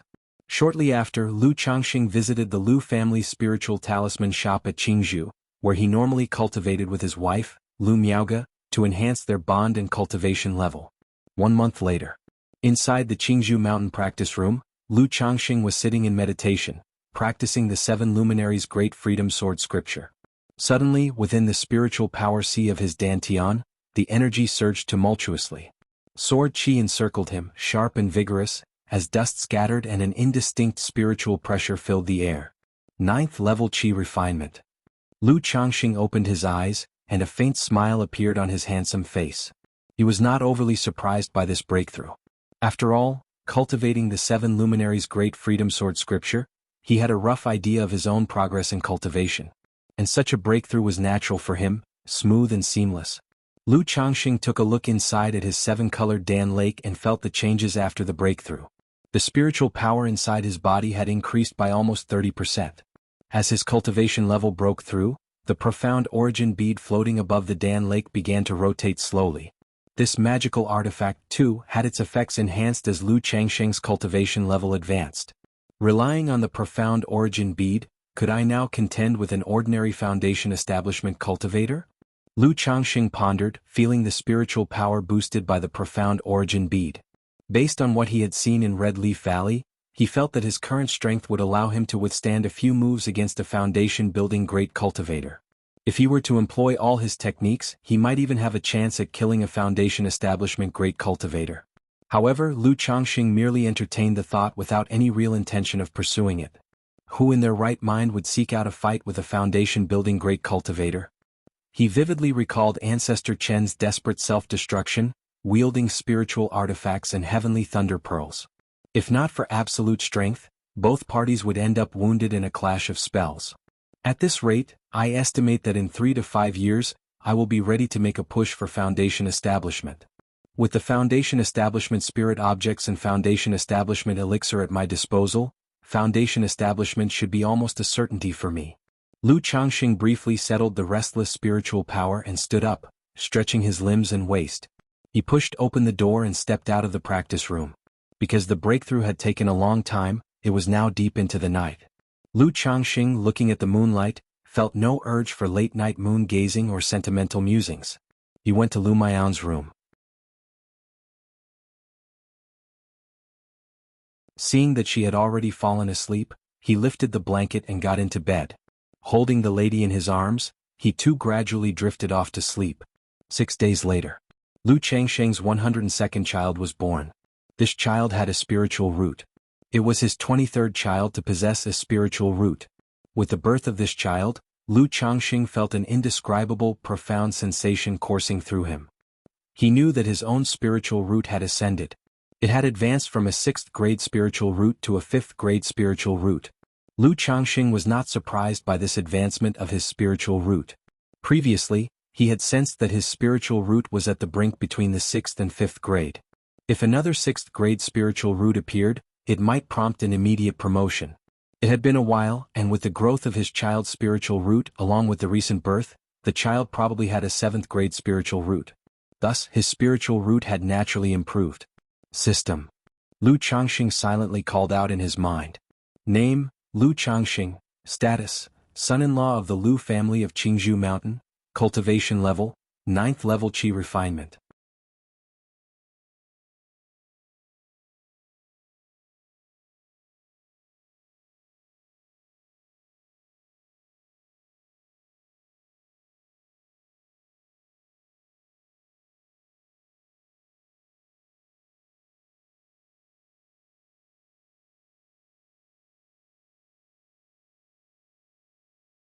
Of course he didn't play favorites. He did the same for all the children. Witnessing this, the nearby martial masters were filled with reverence. All right, everyone's tired, let's go have a meal. Lu Changxing patted the children's heads and led them to have breakfast. The breakfast was very rich and nutritiously balanced. After all, this was a time when the children were growing. In this aspect, Lu Changxing never stinted. He also wasn't short on money. After eating, Lu Changxing took Lu Pingon and the other children to the backyard to feed the 9 netherhound. Raised for so many years, the 9 netherhound had grown as robust as a bull. Its mouth full of intersecting sharp fangs and its body covered in jet black fur that shone like satin. Last year, the 9 netherhound had progressed to a 1st grade middle stage demon beast. But for Lu Changxing it meant little. To expect the 9 netherhound to give him a lift was clearly impossible. Unless he was willing to spend a vast amount of resources to cultivate the 9 netherhound and accelerate its growth. But the cost was too great. Lu Changxing, despite having plenty of spare cash, could not afford such expenses. He planned on raising it slowly. In the future, it would serve as his family's guardian spiritual beast, to accompany his children and protect them on their journeys. 6 days later. Dad, Uncle Hong is here. While Lu Changxing was chatting in the backyard with his wives and children, a little one ran over and exclaimed, "You guys keep playing, you'll head over there." Hearing this, Lu Changxing guessed it might be Xiao Xie, Zhao Qingqing and Han Lin who had arrived, so he left to greet them. After seeing Hong Yi, the latter indeed confirmed that Han Lin, Xiao Xie, and Zhao Qingqing had arrived and were outside the city. Hearing this, Lu Changxing nodded and went with Hong Yi to receive them from outside the city. As the two approached the city gates, they immediately saw 2 women and 1 man, 3 figures coming their way. It was Xiao Xie, Zhao Qingqing and Han Lin. Xiao Xie was dressed in pale moon white, with long black hair cascading down to her waist. Her strikingly beautiful face had not changed much in the past 10 years. Skin fair as jade, features delicate and elegant, she was breathtaking. But her overall appearance and demeanor had undergone an earth-shattering transformation compared to 10 years ago. Back then she was characterized by her forthrightness and vivacity. Her face wore a bright smile that was as warm as the spring sun, easily inviting favor from those around her. The current Xiaoxia, however, had a cool countenance. Her aura was like that of the pure, untouchable moon shining high above, serene, noble, detached from the world. She was someone people would admire from afar, wary of approaching her without due reverence. Lu Changxing, observing Xiaoxia's transformation, felt somewhat astonished. He was curious about what she had encountered over the past 10 years that had led to such a drastic change. Although she looked similar, she seemed like a completely different person. If it weren't for her presence with Zhao Qingqing and Han Lin, Lu Changxing would hardly be confident that this was Xiaoxia.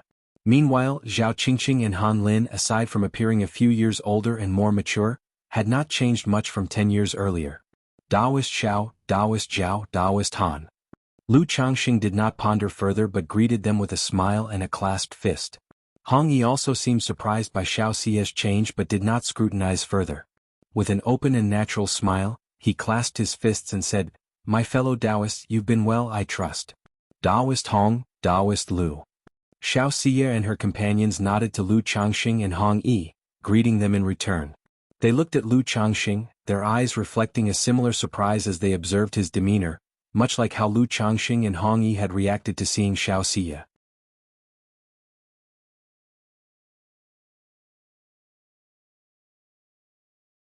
Chapter 274. Xiaoxia's request. 10 years had passed, and their appearances and demeanors had all changed more or less. Take Hong Yi, for example, who now wore a purple luxurious brocade robe and a purple gold crown on his head, and had grown a beard at the corners of his lips. Compared with 10 years ago, the whole person seemed countless times more mature and composed. Yet Lu Changxing still had the appearance of a 20-year-old. His handsome and vibrant face still vaguely reflected the contours of 10 years prior. But his entire being appeared even more ethereal and graceful, refined beyond the mortal realm.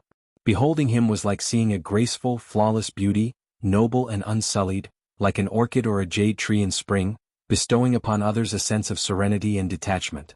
If not for knowing Lu Changxing's situation, they would have believed him if he claimed to be a core disciple of an immortal sect or a descendant of a grand cultivation family, given his temperament and looks. As Xiaoxia approached and saw Lu Changxing, an inexplicable emotion surged within her heart, causing it to suddenly flutter. This supreme forgetful love technique, that she was cultivating involuntarily, began to circulate. This is... Xiaoxia paused slightly in surprise. She noticed that upon seeing Lu Changxing, her heart, which was as tranquil as the bright moon, began to ripple slightly. After cultivating the supreme forgetful love technique, her heart had become like the moon in the sky, undisturbed by emotions and untrapped by feelings. No matter the event, it was difficult for anything to move her or cause a disturbance within her. However, at this moment, seeing Lu Changxing made her heart flutter, involuntarily initiating the circulation of the supreme forgetful love technique. Could it be, this is the opportunity, the catalyst for my breakthrough? Xiaoxia's eyes, as cold and moving as the stars and the moon, reflected her thoughts. Having cultivated the supreme forgetful love technique, her cultivation level had reached the perfection of qi refinement. Yet due to her state of mind, she had always been unable to break through. Her master Yun Wanshang had given her 3 years. Now half of those 3 years had passed. She had also realized that she could not break through on her own. She must venture out, temper her heart in the mortal world, and use external forces to facilitate the breakthrough. That was the purpose of her coming down the mountain for this meeting. Thinking of the remaining year and a half, she planned to travel in the mortal realm in search of that breakthrough opportunity.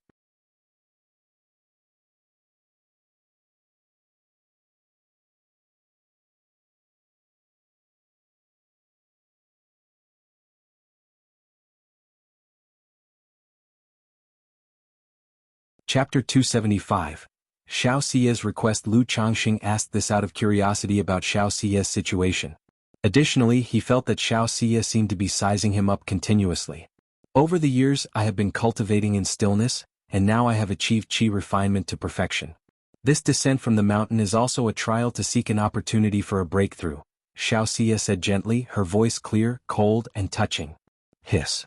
Upon hearing these words, everyone couldn't help but express their surprise, drawing in sharp breaths. Qi refinement to perfection, searching for the chance of a breakthrough. It was clear that she was looking for the opportunity to break through to foundation establishment. Unexpectedly, in just 10 years, Xiao Xia had cultivated to Qi refinement perfection and was preparing for foundation establishment. The gap between her and the others could only be described as heaven and earth. Not only were Hong Yi, Zhao Qingqing and Han Lin surprised, but Lu Changxing was also somewhat astonished. However, Lu Changxing was more bewildered. He remembered that Xiao Xia had only a 4th grade spiritual root. A 4th grade spiritual root, even within immortal sects, couldn't possibly have such a fast cultivation speed. Could it be that Xiao Xia possesses some sort of spiritual body? Lu Changxing immediately speculated in his heart. He had a simple reason for such a guess. Xiao Xia was accepted as a disciple by a nascent soul immortal. If it were just a 4th grade spiritual root, it was highly unlikely to be favored by a nascent soul immortal to become a disciple. At most, she would attract a foundation establishment elder to accept her as a disciple. After all, within the entire Qingyun sect, nascent soul immortals are few in number. Unless it was an earth spirit root or a heavenly spiritual root with truly extraordinary talent, they would not easily accept disciples. Or could it be the practice of a certain cultivation technique? Lu Changxing thought of another reason. He, practicing the 7 luminaries' great freedom sword scripture, knew the significant help a good cultivation method could offer to a practitioner. Without that scripture, which could refine elixir toxicity and ignore minor bottlenecks, his cultivation speed would certainly not have been so fast. Therefore, he conjectured that Xiao Xia was likely also practicing such a technique. But this technique came with side effects.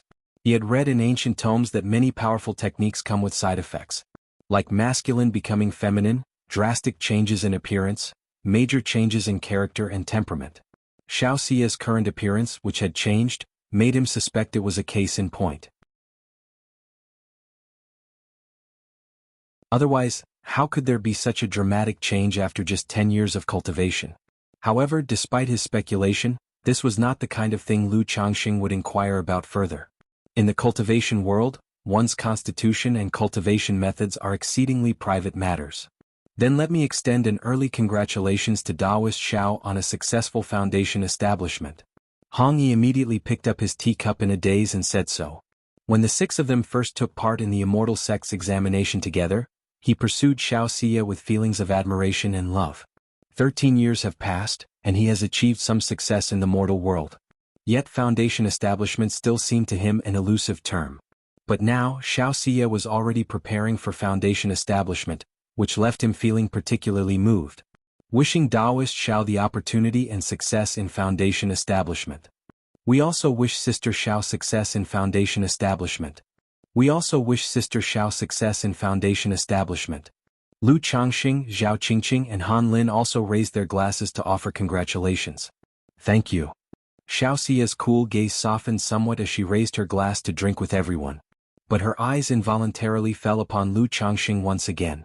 She discovered that whenever she looked at Lu Changxing, her heart experienced a faint, almost imperceptible flutter. If not for the operation of the supreme forgetful love technique, even Xiao Xia herself might think it was an illusion, hard-pressed to grasp this emotional flutter. To break through, do I really need to go through this emotional tribulation? Xiao Xia murmured to herself as she looked at Lu Changxing. She thought of her master's teachings. To truly cultivate the supreme forgetful love technique to a state of heartlessness and forgetfulness, one must experience emotional tribulation to comprehend the essence of the supreme forgetful love. Although she didn't know why, facing Lu Changxing, why such a flutter arose in her heart. But the spiritual mechanism within told her that her chance for a breakthrough might well lie with Lu Changxing.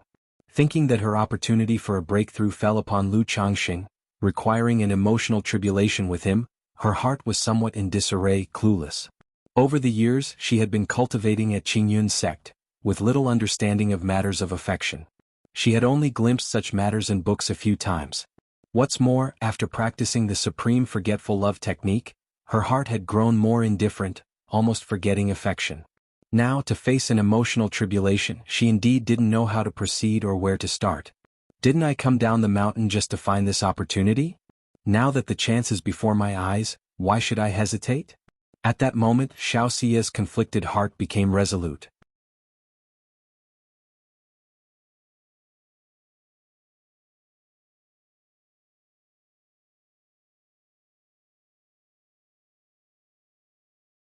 Chapter 276, Xiao Xie's request _4 Lu Changxing also bowed slightly, roughly understanding that this concept was not far off from his own initial thoughts. It's not about guidance, just a few suggestions, he said.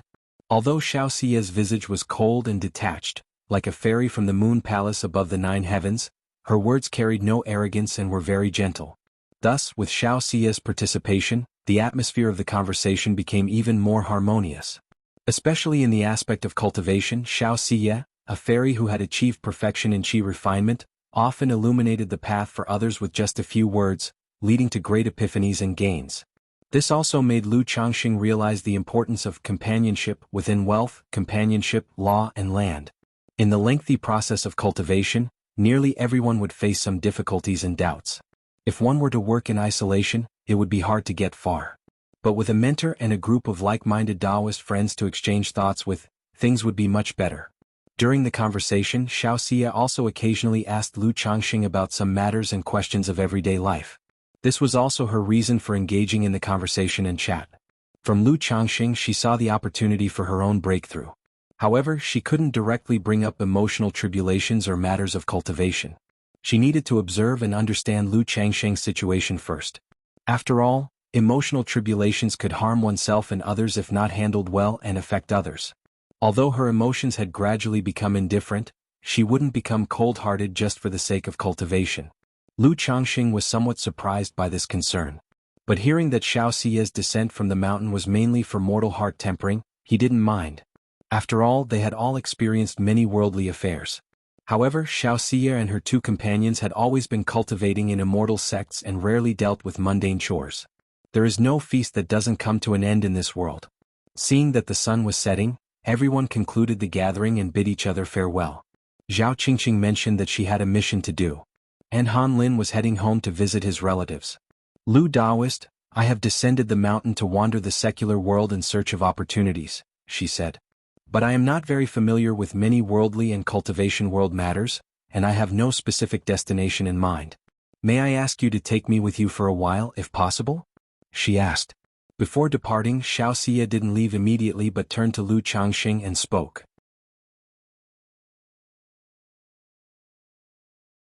She was clad in white robes purer than snow, her complexion cold and peerless, like the bright moon in the sky, calm and indifferent, with an aura of otherworldliness. Lu Changxing was slightly taken aback upon hearing this.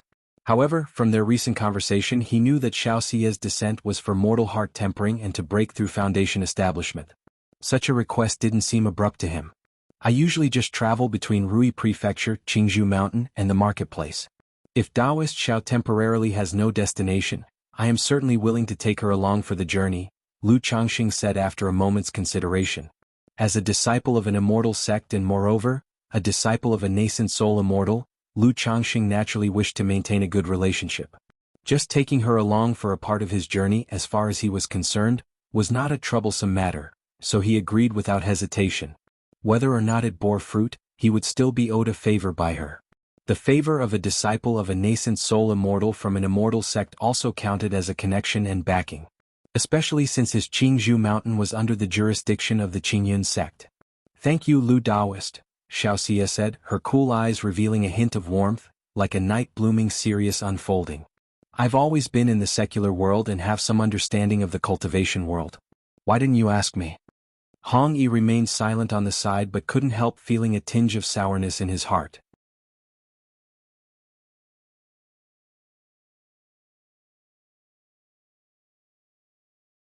Chapter 277. My Cultivation with the Fairy. _1 Under the envious gaze of Hong Yi, Lu Changxing left with Xiao Xie. I wonder how Taoist Xiao plans to travel on this trip? Lu Changxing asked Xiao Xie. Since he had agreed, he naturally wouldn't just let the other stay at his home or in the marketplace without caring for her. He ought to show some hospitality as a host. To travel in all directions, observe all life, amidst the tumult of the mortal world. Xiao Xie said softly. Her words were not entirely empty. Indeed, to cultivate the supreme forgetful love technique truly required such experiences. However, she had skipped this step by using the red dust elixir. But the red dust elixir was, after all, an external object and had not brought her mind to a state of complete perfection. All life, the chaos of the mortal world. Lu Changxing nodded thoughtfully. He felt that the cultivation technique practiced by the other must be no simple matter. After all, ordinary cultivation techniques like the returning origin technique and Chanchun technique have no requirements in terms of mental state. Only cultivation techniques of the exquisite level and above have such requirements. This is also why the more advanced the cultivation technique, the harder it is to practice and the higher its threshold. I wonder if Taoist Lu has any suggestions. Xiao Xia asked with a calm and clear expression. Lu has no particularly good suggestions, but in the coming days I can accompany Taoist Xiao to walk and see this mundane world. Later, we can also go to the cultivation marketplace for a visit. If Taoist Xiao wishes to hunt demon beasts or explore some cave heaven's secret realms, I am of too low a cultivation level to be of help, Lu Changxing said. In the cultivation world, many people facing bottlenecks choose to hunt demon beasts or explore secret realms. By tempering themselves between life and death, comprehending the great terror within it, and stimulating their potential, they seek to break through their limitations. Although Xiao Xia did not share this situation, he still had to say this up front. Thank you for the trouble, Taoist Lu, Xiao Xia said, nodding slightly. Then she looked toward Lu Changxing and asked as ripples crossed her calm eyes, Taoist Lu, your youthful appearance, is it because you practice wood or water elemental cultivation techniques? She was still unaware of why her heart fluttered in front of Lu Changxing, prompting the imperceptible love technique to activate automatically. But looking at Lu Changxing's handsome and youthful features, she couldn't help but wonder if it was related to the cultivation technique he practiced. The change in Lu Changxing's appearance and temperament was indeed dramatic.